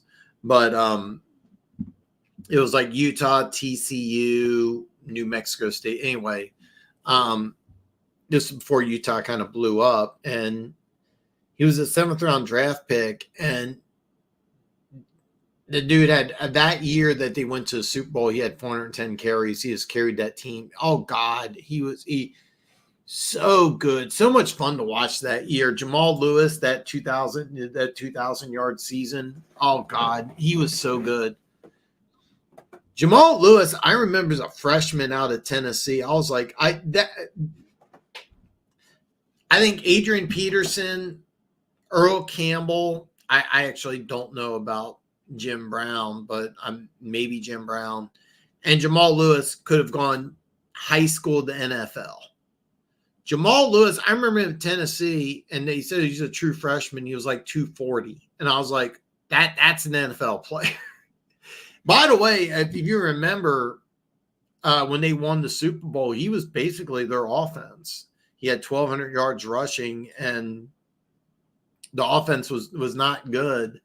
But they had Jamal Lewis, and then they did Hard Knocks, and it was like 2nd or 3rd episode. He tears his ACL, and even though they signed Elvis Gerbach, that didn't work out. He retired after one season with Baltimore. He's like, "Fuck this." And yeah, he came back. Yeah, God, I love these guys. But with 6, 5, and 4, O.J. Simpson may have been the best player of the 70s.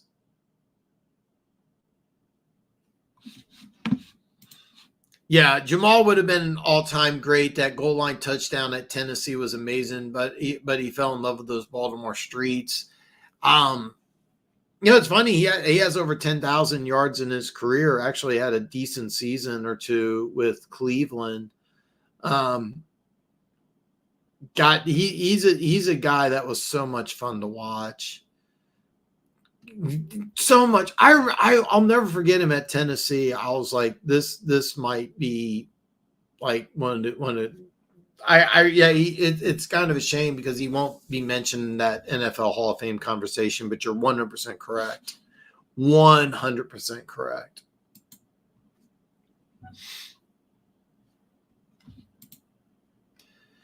Yeah. To be honest with you, I didn't know either. But he's in the 10,000 yard club. I didn't know that either. And I had to bring that up. He's just barely. Or is it? Where is he? Yeah, 10,607. And he did it. Let's see, 2000. Is that 9 or 10 seasons in the NFL? Okay, 9 seasons. Yeah, because he didn't play in 2001. He didn't play in 2001. 2002 had 1327, and then 2003 is when he has 2066. 47 receptions in 2022. That's actually kind of impressive. Career average 8.5 yards a reception. So I don't know what happened in 2005, but he only had 906 yards with Baltimore, but says he played 15 games. And then I remember his last year, he missed half the season, but yeah. He's a guy that I really think that could have done something. I'll bang the drum here. Otis Anderson belongs in the NFL Hall of Fame. He has over 10,000 yards rushing. Super Bowl 25 MVP. They don't win the Super Bowl without him. Had some great years with the Cardinals. Great years with the Cardinals. Really, really great years. So, yeah, Ricky Williams, 10,009 yards. Ricky Williams is the bottom of the 10,000 yard club. Derrick Henry, 9502 should hit 10,000. Hopefully not against my Chiefs. That's week 1. Nobody wants to see him get that. Ezekiel Elliott, 8,904 may hit 10,000. But anyway, back to my list. Again, I wouldn't argue really hardcore if you wanted to flip these 3 because I put them in this order because OJ did the least and depended on his team a lot.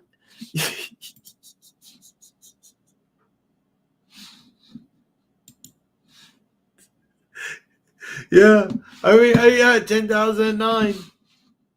Ricky Williams. It's a shame.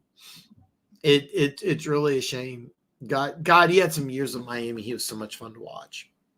Fun to watch in college. Really enjoyed him in college.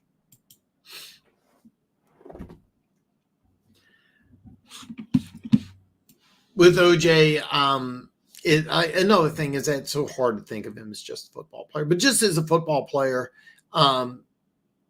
elusiveness, Barry's 1. I would have OJ at 2, and I would put Falk at 3. Keep in mind, teams didn't use running backs catching the ball, so I wouldn't really. When I was thinking about who would be the best receiver, I think Jim Brown's an underrated receiver because he set an all-time NFL record at the time with receptions for a running back, but 262 in 9 seasons or 8 seasons. I'm correct. 9. I think it's 9. It's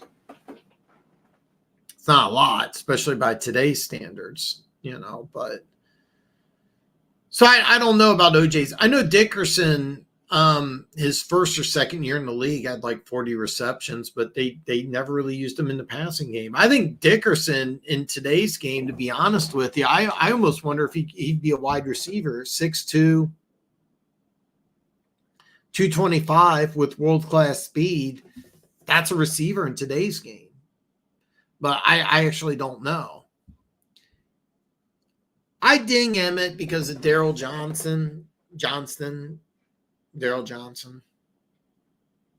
Maybe the best offensive line in NFL history, a Hall of Fame quarterback, and Hall of Fame receiver. If I have to rank the triplets in order, it'd be Michael Irvin, Emmitt Smith, Troy Aikman, but Dallas doesn't win a Super Bowl without any of those. I disagree there because Dickerson was 6'2", 225. He was a big dude, and he was a powerful dude. And one thing about Eric Dickerson, he had that giant neck roll. He had the biggest shoulder pads known to man. He had the giant knee pads. He had the giant thigh pads. He had these huge elbow pads. His glasses weighed 15 pounds. It was comical. Like, he was the most padded up running back in NFL history, but he ran as fast as anybody. His game is like Gibbs, but he was 225. This is in the 80s. He was the size. He was bigger than some linebackers. You watch some of his clips, and he ran over people. But one thing Marcus Allen said when they did the top 100 players of all time, he said one thing is that when you're a tall running back, there's more of you to hit. I think it's an advantage being shorter. I'm curious because Pro Football Reference has Gibbs listed at 5'9". I thought he was like 5'11". And it may not sound like much, but I think that when you're shorter, I think it's an advantage if you're a running back, to be honest with you. Jim Brown was 6'2". I have him as, I know you don't, Servo Army, but I have Jim Brown as the greatest running back of all time. I'll go into that in a little bit because I kind of want to go over some of the ratings that I have for these guys. Me and Funk agree if you have these three in any order in the top three, this is where it is. And this is where I have them. Now, I wanted to do a list of all of them in order 1 to 10 in terms of speed, power. There's a difference between power and short yardage. Marcus Allen is not a power runner, but short yardage, nobody was better than Marcus Allen. Elusiveness, toughness, and then I was going to put some negative stats, but speed. Eric Dickerson to me is number one. OJ is number two, and I would put Jim Brown, who actually had world-class speed, even though he was the size of an offensive lineman. That's kind of why I stopped doing the list, because I was trying to think of the speed, and I was like, who's number 4 on my list? Well, is it Adrian Peterson? Is it Marshall Faulk, or is it Barry Sanders? And I could not figure it out. I really couldn't. Who's number 4? So, and by the way, is it fair to say Jim Brown's faster than those guys? It's really not. That's why I didn't want to do it. Elusiveness, I think it's a no-brainer. Barry's number 1. I put O.J. Simpson at number 2. And I have Marshall Faulk at number 3. Marshall Faulk, really elusive. On this list, if we were going to do power on this list, I would put Brown at 1. Number 2 is tough because I could make an argument for Adrian Peterson.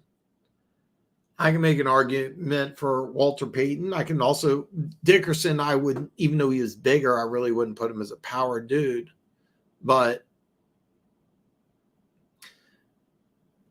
I would be kind of lost. But short yardage, I put Marcus Allen at number 1. Yeah, I actually thought he was higher than 30. So I was looking up the Night Train Lane video just now, and 8 years ago, he's the NFL's 30th best player. Yeah, the list came out. I actually thought it was 2012 that the list came out, but I'll be honest. The original top 100 list, I thought Night Train Lane was in the teens. You know who was in the teens was Barry Sanders. If I remember correctly, Emmitt Smith was 25. Barry Sanders was 18. I know Jim Brown was number 2 and Walter Payton. Walter Payton was in the top 10. I don't remember. I remember Jim Brown was number 2, and a lot of people think that he should have been number 1 over Rice, but Rice played longer. If I remember correctly,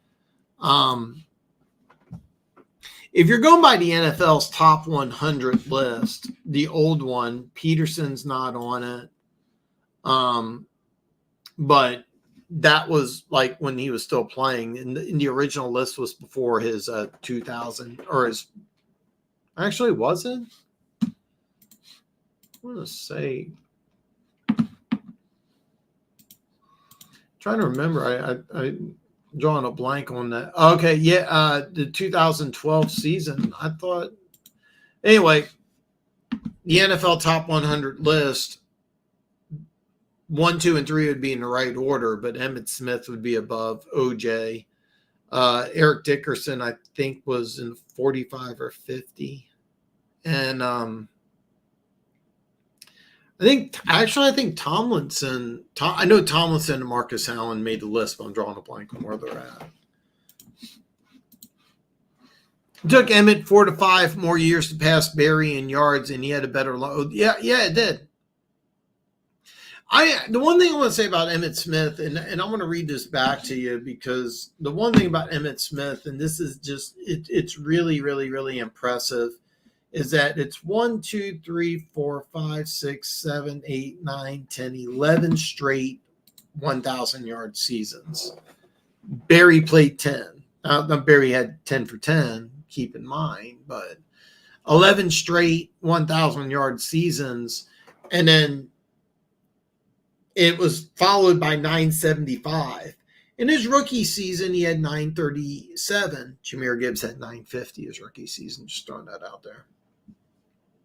In his final season with the Cardinals, he had 937. So, I mean, he tried really, really hard to get those 1,000 yards, but he wasn't going to get them. He wasn't going to get them. But Is there a chance that somebody's going to break Emmitt Smith's record? I think it's highly unlikely, but the only player in today's game that I think could do it would be Jahmyr Gibbs, because Jahmyr Gibbs has the offensive line. He has a short yardage back in Montgomery, and he's a similar build. I think that when you're smaller, it's an advantage. If you notice, there's no power backs on here. If I was to say, give me a power back, I would probably put Jim Brown. I would honestly, it's hard because Peyton could be, Tomlinson could be, Dickerson could be, but I never really considered those guys. I would probably put Adrian Peterson, then I'd probably go Walter Payton. Best receiver, Falk, that's a no-brainer. I would put Tomlinson, and then I would do Peyton and Marcus Allen tied for 3. A lot of people don't remember Marcus Allen was a phenomenal receiver. In today's game, it's funny because Marshall Falk and LaDainian Tomlinson didn't play that long ago. Tomlinson wouldn't be because of his size. He was too big, but I think in today's game, Marshall Falk might be an NFL wideout. I'm going to say something really crazy. In today's game, I'm not sure Walter Payton plays running back. Walter Payton could play quarterback. He could play receiver. He could play safety. He could play corner. Walter Payton could punt. I'd be on those. Walter Payton could punt. Walter Payton could legitimately play punter. A lot of you may not know this. There's a quarterback who replaced Roger Staubach, who played a long time for the Dallas Cowboys, Danny White. He was also the punter.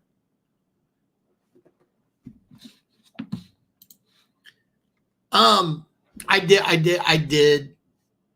better have. When I talked about number 10, I wanted to put Curtis Martin there. The only reason I didn't put Curtis Martin on Frank Gore on my list is because neither one of those guys were ever considered the best running back in the NFL.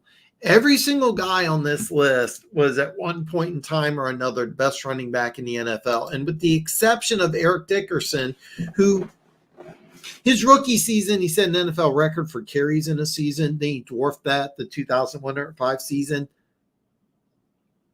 That 2105 would be NFL MVP.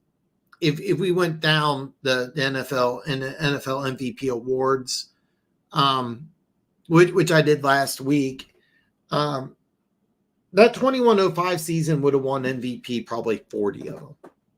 40 of those. But he did it in a year where Marino had probably the greatest passing season of all time. That's why Curtis Martin didn't make the list. But God, I love Curtis Martin. By the way, 6th all time, 14,101 yards, 10 seasons.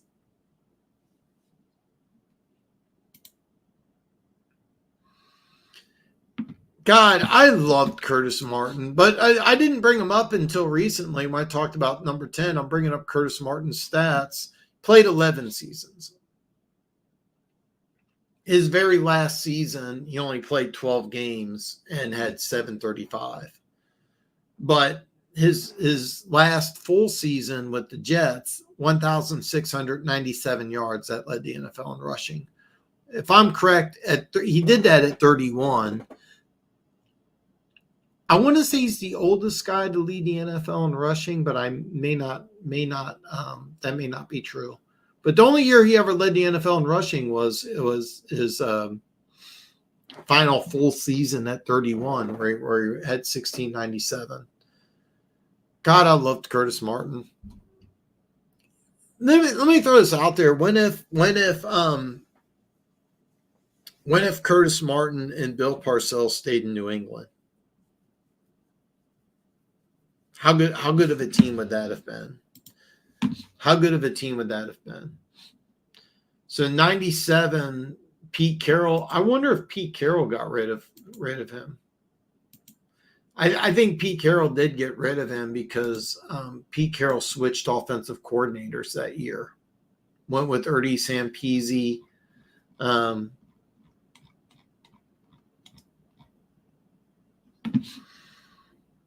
Yeah, they did, because remember they drafted Robert Edwards, who had a 1,000-yard rookie season.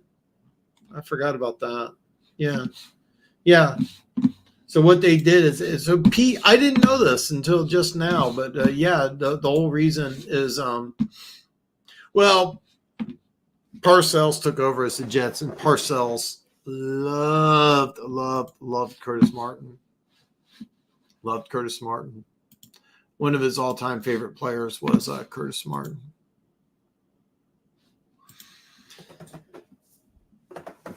Yeah, Barry Sanders, Curtis Martin.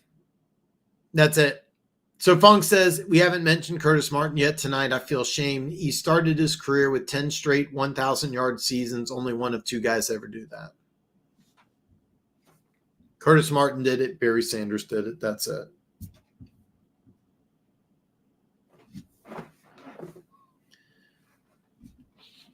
And it's kind of funny because, now Bill Parcells wanted Curtis Martin. And what the Patriots did under Pete Carroll is they drafted Robert Edwards, who by the way, Robert Edwards looked like he was going to be a great replacement for Curtis Martin. Destroyed his knee in a volleyball game. And there was talk about him needed the leg amputated, came back like 3 or 4 years later, played a season, but wasn't the same dude. Really, really tragic. That's when the NFL really started cutting down. They eliminated the volleyball competition in the Pro Bowl, and they also eliminated it was kind of funny. I saw something where George Kittle did wrestling, and the 49ers were like, no. There was a clip of Patrick Mahomes playing basketball. A lot of people thought he could play basketball in college, and the Chiefs are like, no more basketball. you're done. And there's a lot of people that do that, but number 10 was so hard because I wanted to put Thurman Thomas. And then originally I had Thurman Thomas. And when I first started this list, I had Thurman Thomas and Curtis Martin on the list. And then I was like, I gotta kick both those guys off. And it was awful. Curtis Martin was off my list because I never considered him the best running back in football. Same thing with Frank Gore. And I was low-key hoping that some team would sign Frank Gore just to get him that rushing record over Emmitt Smith. And I remember he went into boxing, lost to another NFL running back. I can't believe I can't think of his name. I just listened to him on social, or read one of his tweets on social media. Le'Veon Bell, lost to Le'Veon Bell in a boxing match. And Le'Veon Bell's was, last I heard, wanted to go into mixed martial arts. So, but let me do this here, because I had Servo Army who had some really great comments. He didn't think that Jim Brown should have been number one of all time. I'm gonna argue why Jim Brown is the greatest running back of all time.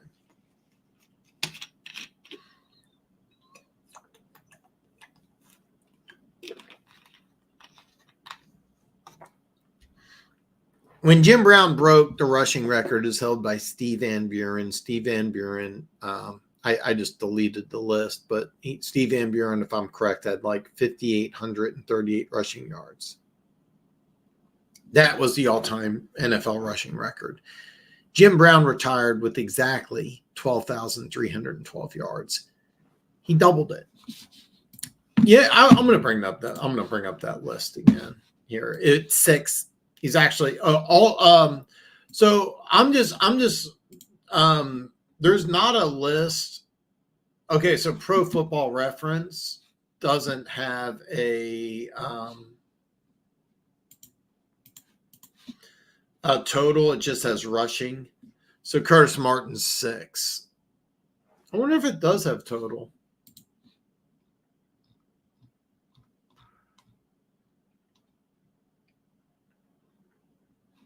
I have all-purpose yards. So all-purpose yards, Brian Mitchell is 2nd. So I Frank Gore is 5th. Darren Sproles is 6th. All-purpose yards, he's 16th. Yards from scrimmage, they do have a list here. Let's bring that up. I learning this on the fly. Curtis Martin is 10th. Yeah. Top 10, Curtis Martin.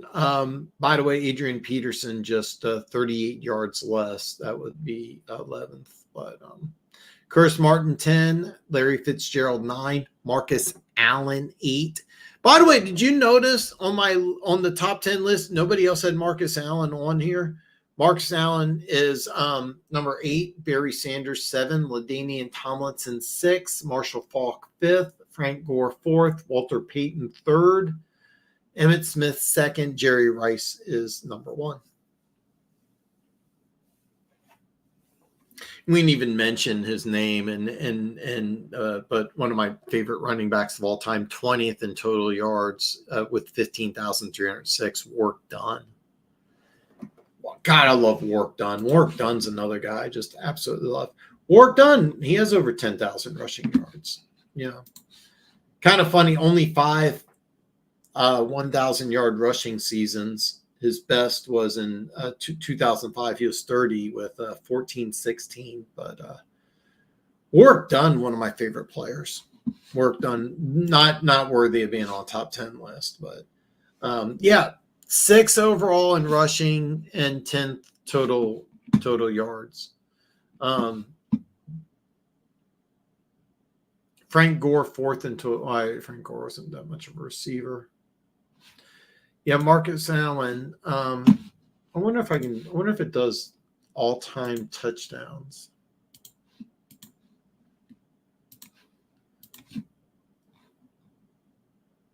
Marcus Allen 6 all-time in touchdowns and Terrell Owens is 5th, Randy Moss is 4th, and Jerry Rice is 1. So it'd be 3rd most rushing touchdowns. Yeah, he did. He did. I loved Warwick Dunn though, and he had some really good years. He had some really good years in the with the Falcons too. Warwick Dunn still made the top 10 men. Yes, Warwick Dunn as a man and what he's done. There's so many great things Warwick Dunn did outside of football. I wonder if I can get rushing touchdowns. Okay, rushing touchdowns. That's what I was looking for. Mark Allen's 3rd. Okay. Adrian Peterson only 3 behind. John Riggins is a name we didn't mention at all. John Riggins. I really just we talked about John Riggins because he had that 25 touchdown. It was 24 touchdown season. It was 83, and he had that season at 34 years old. And then at 35, he had 1239. Wow, I forgot about that. Wow. But John Riggins, probably worthy of an honorable mention. Barry Sanders, number 1.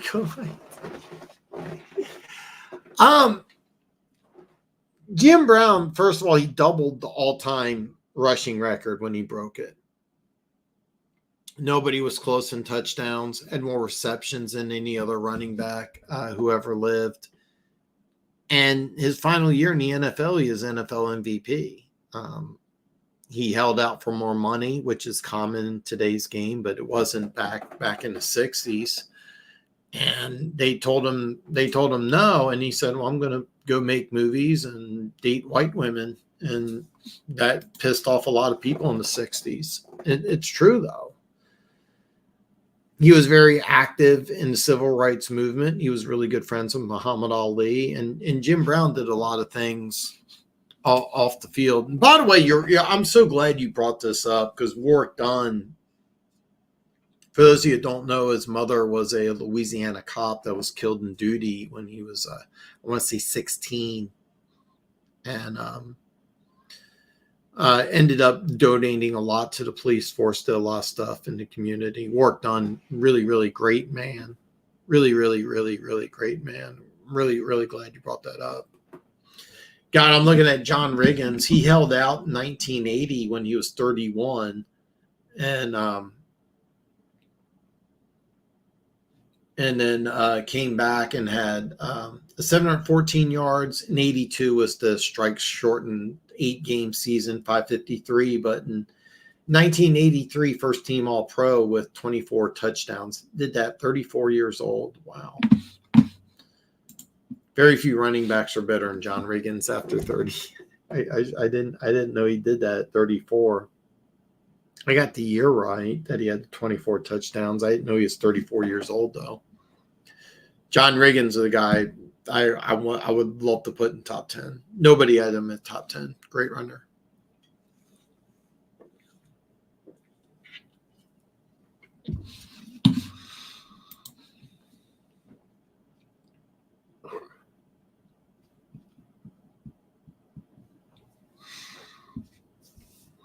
But Jim Brown never missed a game ever. You can argue he didn't go against the same caliber of competition, but back then, people really tried to injure Jim Brown. People tried to end his career. It's funny. A lot of the guys played against him said, "Yeah, I tried to hurt him. I got sick of trying to tackle that dude.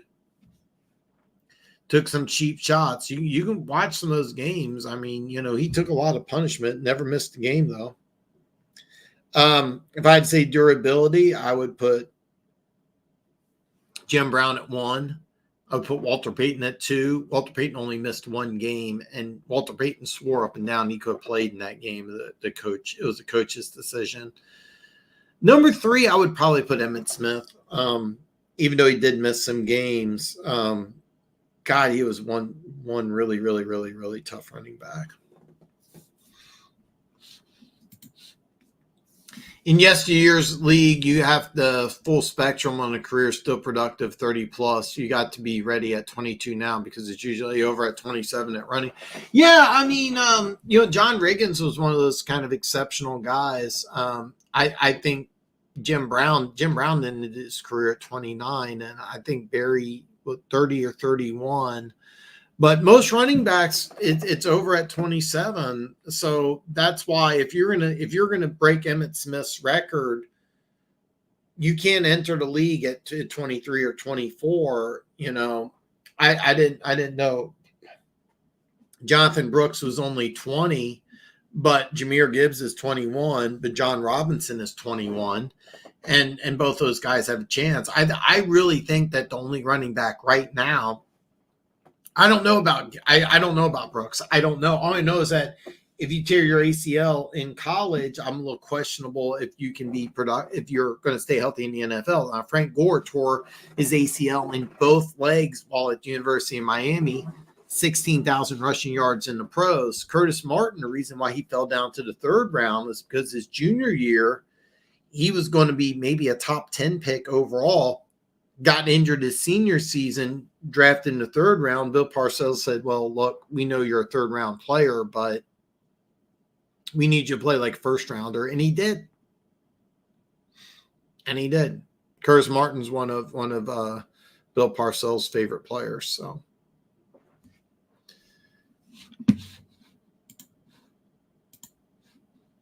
God, I by the way, check out my list, top 10 running backs of all time. It's a pretty good list. I'm pretty proud of it. I go into a little more detail on all the different players. I do think that there's a good chance Emmitt Smith's record stays like 50 years from now. Eric Dickerson's 2105 will go down, but it's been available. It's been there for 40 years. 40 years. Eric Dickerson's the only person on my list that doesn't have an NFL MVP. Matter of fact, that's one of the things I wanted to look at right now. Because I had that pulled up earlier, but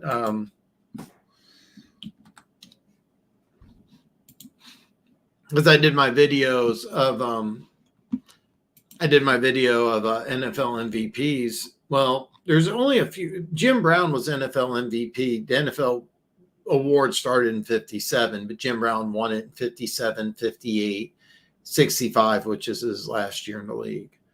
Paul Hornung won it in 61. Jim Taylor won it in 62. But other running backs who won NFL MVP didn't make my list. Larry Brown in 72. Unfortunately, a lot of people don't remember him. Earl Campbell, longer career, easily makes my list. Won MVP in 79. Didn't make my list. Thurman Thomas, I really wanted to put on my list. Probably Thurman Thomas is probably 11. He won NFL MVP in 91. Terrell Davis, NFL MVP in 98. Of course, Terrell Davis played longer. Who knows? That 98 season was amazing. Really, really, really, really, really amazing. Sean Alexander, that the 27 touchdown season, 2005 NFL MVP. I actually didn't know that Sean Alexander, this is kind of a fun fact, 9,453 yards. I had no idea he played that long because I just remember he had that great season and just seemed to fall off a cliff. It was really weird. Really weird. And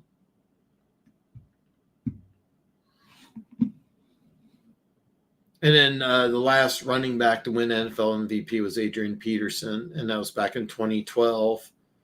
But since the 2000s, Marshall Faulk won MVP in 2000. Sean Alexander, 2005. Damian Thompson, 2006. Peterson, 2012. But there's only been 4 NFL MVPs in the last 24 years to win NFL MVP. So you pretty much got to be a quarterback. And I did that last week where I talked about players that could win NFL MVP. Twice an NFL defensive player has been MVP. Mark Mosley, a kicker, won MVP in 81. I don't really count that. It was that strike shortened season, and I just think that's silly. I really do. By the way, in 81, it's 82. 9-game season, okay? 9-game season. Wes Chandler had over 1,000 yards receiving. You only did it in 8 games. Offensive player of the year was Dan Fouts, threw for 2,883 yards, 17 touchdowns in 9 games. Could have very easily thrown for 5,000 in that year. And I say that because the year before he threw for 4,802 and threw for 4,715 and 80. God, Dan Fouts, another guy.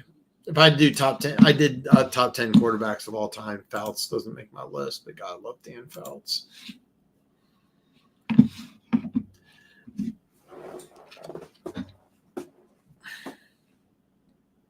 Man, like I said, when I originally wanted to go over this list, I really wanted to rank the running backs in the order of how I see them. The reason why I have Jim Brown so high is because I think Jim Brown was the third fastest on this list. Playing in the 50s and 60s, he was 225, 230. That was the size of an offensive lineman. But he was probably the fastest guy on the field, too. It was completely unfair. By the way, Servo Army, I get your argument, and that's kind of the reason why I wanted to have a conversation, talk about the greatest running backs of all time, is because my opinion is going to be different, but I feel pretty adamant that I think Jim Brown's the greatest of all time. I can't emphasize this enough. I think 4, 5, and 6 you can put in any order. I really do. I think O.J. Simpson did the most with least. Eric Dickerson was so good. That 2105 is a 40-year NFL record. He was just so incredibly good. So incredibly good.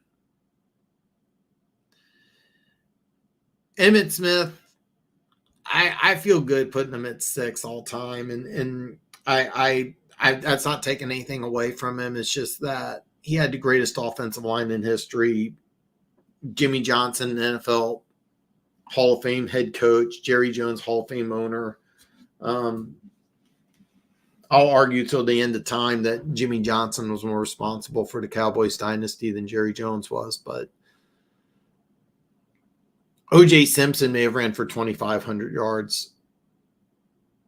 Dickerson, by the way, in that 2105 season, he's from Texas, and he played against Dallas in the playoffs, set a playoff record. I think it's still a playoff record at 246 yards rushing. The list here, 10 was the hardest. There's so many guys, but I don't see how you can have a list. If you don't have Marcus Allen on a top 10 running back list of all time, and the other lists I went over, not one of them put Marcus Allen on this list. I could argue Marcus Allen's too low. I had a real hard time with these two. And I think Tomlinson, of course, has the touchdown mark, more powerful. Marshall Faulk was the key into the greatest offense, arguably, of all time. Marshall Faulk really was the key. And because of that, it's really, really, really, really, really hard for me to it was really hard. I put Tomlinson over Allen because Marty Schottenheimer called LaDainian Tomlinson the best football player he's ever coached, and he had Marcus Allen for 5 years, and he loved Marcus Allen. I know he loved Marcus Allen, but that was kind of my decision about 9 and 8. I think Emmitt Smith has to be above Marshall Faulk. I really do. A lot of you think Adrian Peterson. The issue I had with Adrian Peterson was, even though he played for a long time, he missed time due with injuries. So I really wanted to do. Originally, when I set up this video, I was going to have all these guys ranked in terms of short yardage, elusiveness, and speed. I was going to do a lot of different things, but when I came down to speed, I got stuck because I thought about, like, who's faster, Barry Sanders, Marshall Faulk, or Adrian Peterson? And I'm stumped. I have no idea. I really couldn't. On this list, I know the bottom two would be Emmitt and Marcus. I would probably put the slowest would be Marcus Allen. Then I would put Emmitt Smith. And then who would be number 8?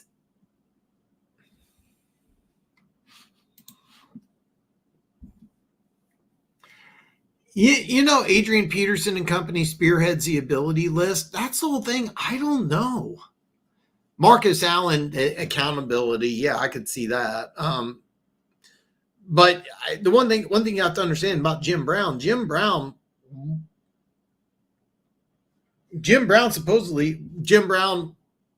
lot of people think was the greatest lacrosse player of all time. Jim Brown supposedly had world-class speed, didn't run track. O.J. Simpson was electric. Wouldn't obviously make the accountability list. But Eric Dickerson's the fastest. It was funny. When I was making it was an NCAA record. I think it was just broke recently, but Tomlinson had 400, is the first running back to have over 400 yards in a game in college. He did it at TCU.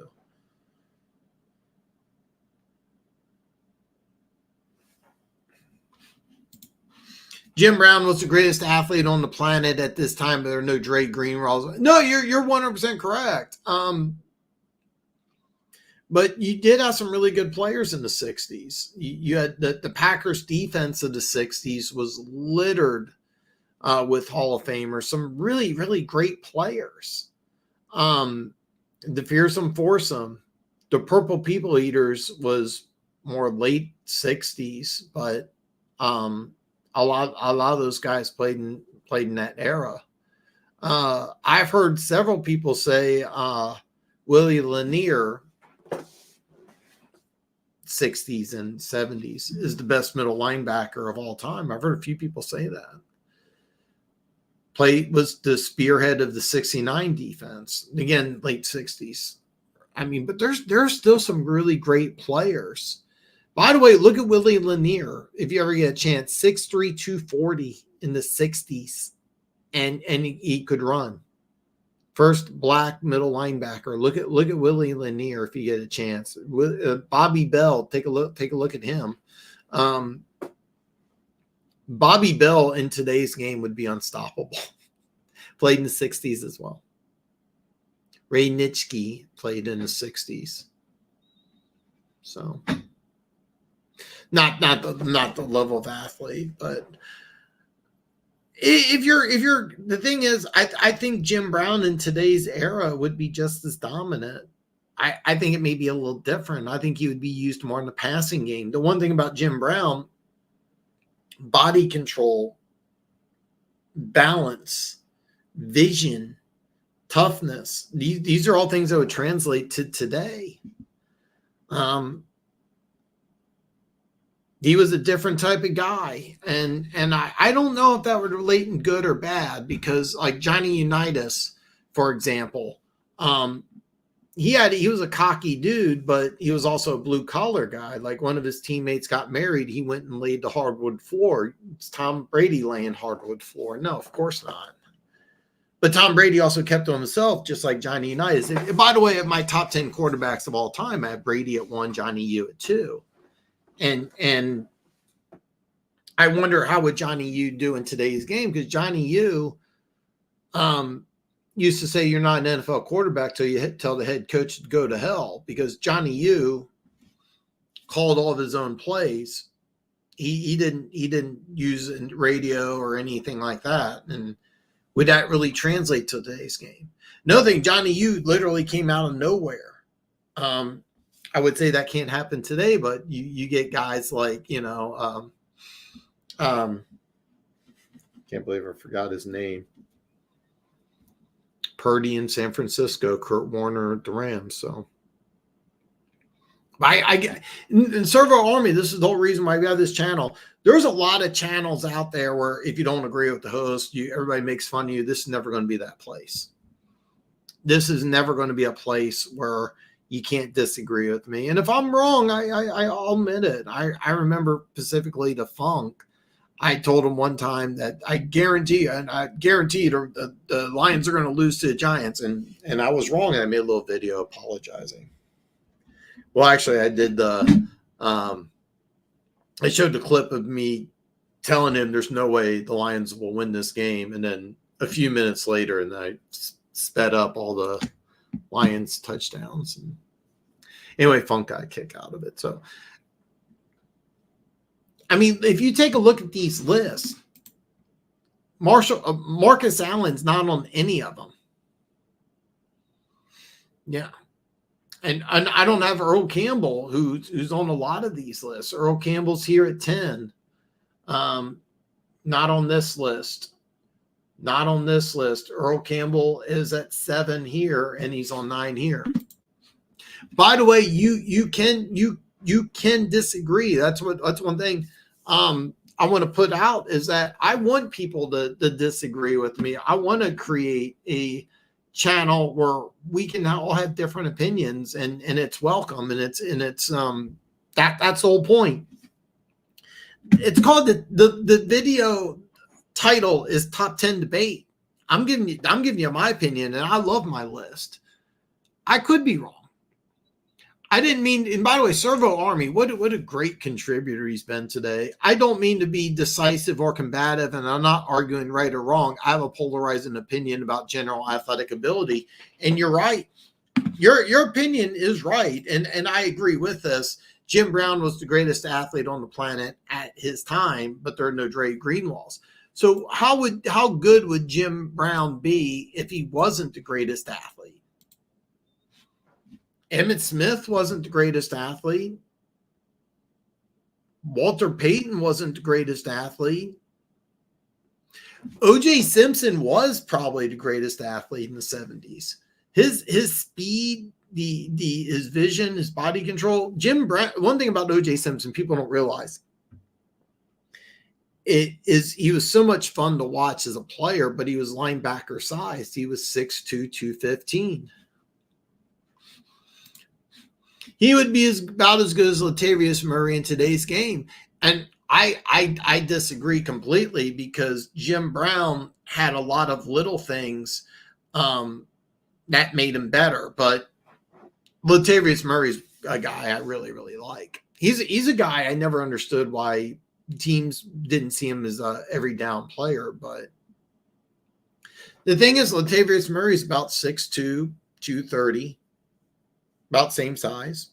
I watched a game against Kansas City where he had 2 80-yard touchdowns in the first quarter. It was like 200 yards rushing, and I was like, oh my God, this guy's going to run for 500 yards. Luckily, it didn't happen. But I'm not saying that. No, I know you're not. But it's a comparison, because how good, this is the whole point.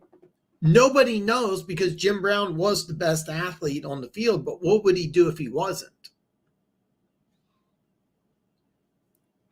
Marcus Allen wasn't the best athlete, but when he was the best athlete at USC, he was the first running back to go over 2,000 yards. He had 2,300 rushing yards, which won him the Heisman. By the way, like the Heisman Trophy, he almost won that universally. So. Oh, okay, okay. So if you had a time machine, Latavius Murray would be a legend. He played. Here's the deal, though. A lot of stuff like horse collar was legal. Um, all hits after the whistle. There's a lot of things, um, But I think that the thing about Jim Brown, if you watch some of his highlights, you'll notice that he's elusive. Like he had a spin move, he had a stiff arm, he had vision bounce body control. I think a lot of these things are really Jim Brown played like a smaller player. And that's something that you got to take into consideration. Another thing is that Jim Brown said he never drank water during the game because he felt that he didn't want the water to slow him down. Well, in today's game, with modern day nutrition, he would know that, hey, I should drink water during the games. But one thing Jim Brown never did is he never drank water. He also had a weird thing. He would go to the trainer before everybody else arrived. So everybody else on his team thought he didn't go to the trainer. Well, he did. He just went before everybody else. So Jim Brown's athleticism is average in today's game. Ricky Waters or Curtis Martin are scheme dependent or accountable, but not exceptional. I think that again, I want to create a place where you can always disagree. I disagree with that statement. I think in today's game, his athleticism would be really above average. And the reason why is that he did things that were unusual at the time, but like for example, steak and eggs before a game was considered the acceptable breakfast. Now people know, you don't want to eat all that stuff before the game. It just weighs you down. Jim Brown never drank water during the game because he thought that helped him. In today's game, he would have done research because he did things that other people didn't. He was the greatest Most people say he was the greatest lacrosse player of all time. He probably in today's game wouldn't even play lacrosse. He would be training. And that's another thing is that he never missed a game, so his toughness wouldn't be in question. I think he would have done a lot of the little things. I think that he would have, like, for example, I saw a clip on Christian McCaffrey. Well, Christian McCaffrey changed his body from 195 pounds to 220, but he trains like a track athlete.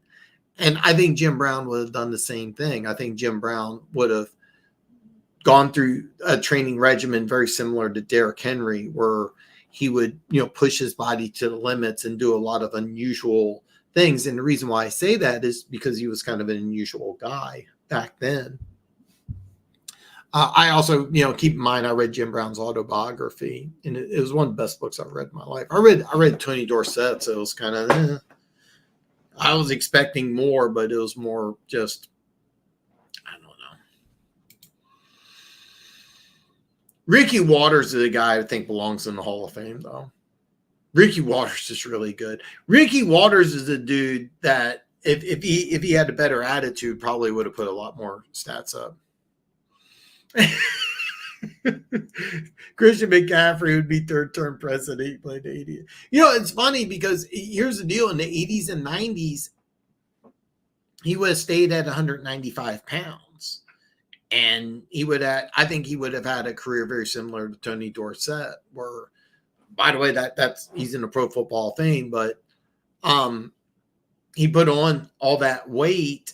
Now, last season, he won. It was funny. I was talking to a guy who had Christian McCaffrey on his fantasy team. I was like, yeah, you probably won. He goes, yeah, I did really good. I went to the championship. And but I think Christian McCaffrey, as you remember, he had a lot of season where he was having problems staying healthy because when you put on all that weight, it's harder for your body to stay intact because you're not able to grow everything.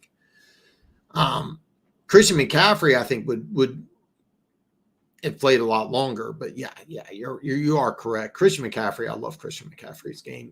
I'm hoping he stays healthy, but I'm not banking on it. So yeah, but you're correct. Christian McCaffrey would be phenomenal back then. So.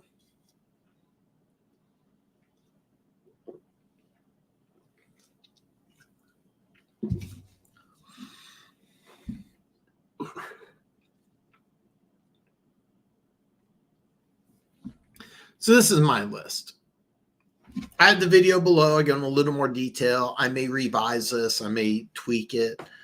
I went over 5 lists that I put earlier in here. I'm going to kind of go over these again here just one more time. This is the list that started everything.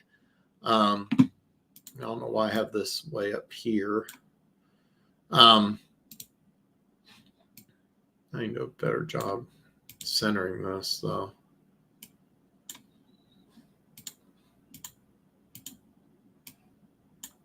Or I cannot. Okay.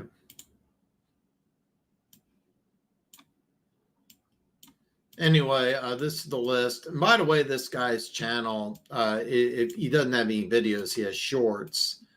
Because he has shorts, he wasn't able to go into detail. But I have a lot of respect for your list and your thesis. No. It's an interesting debate.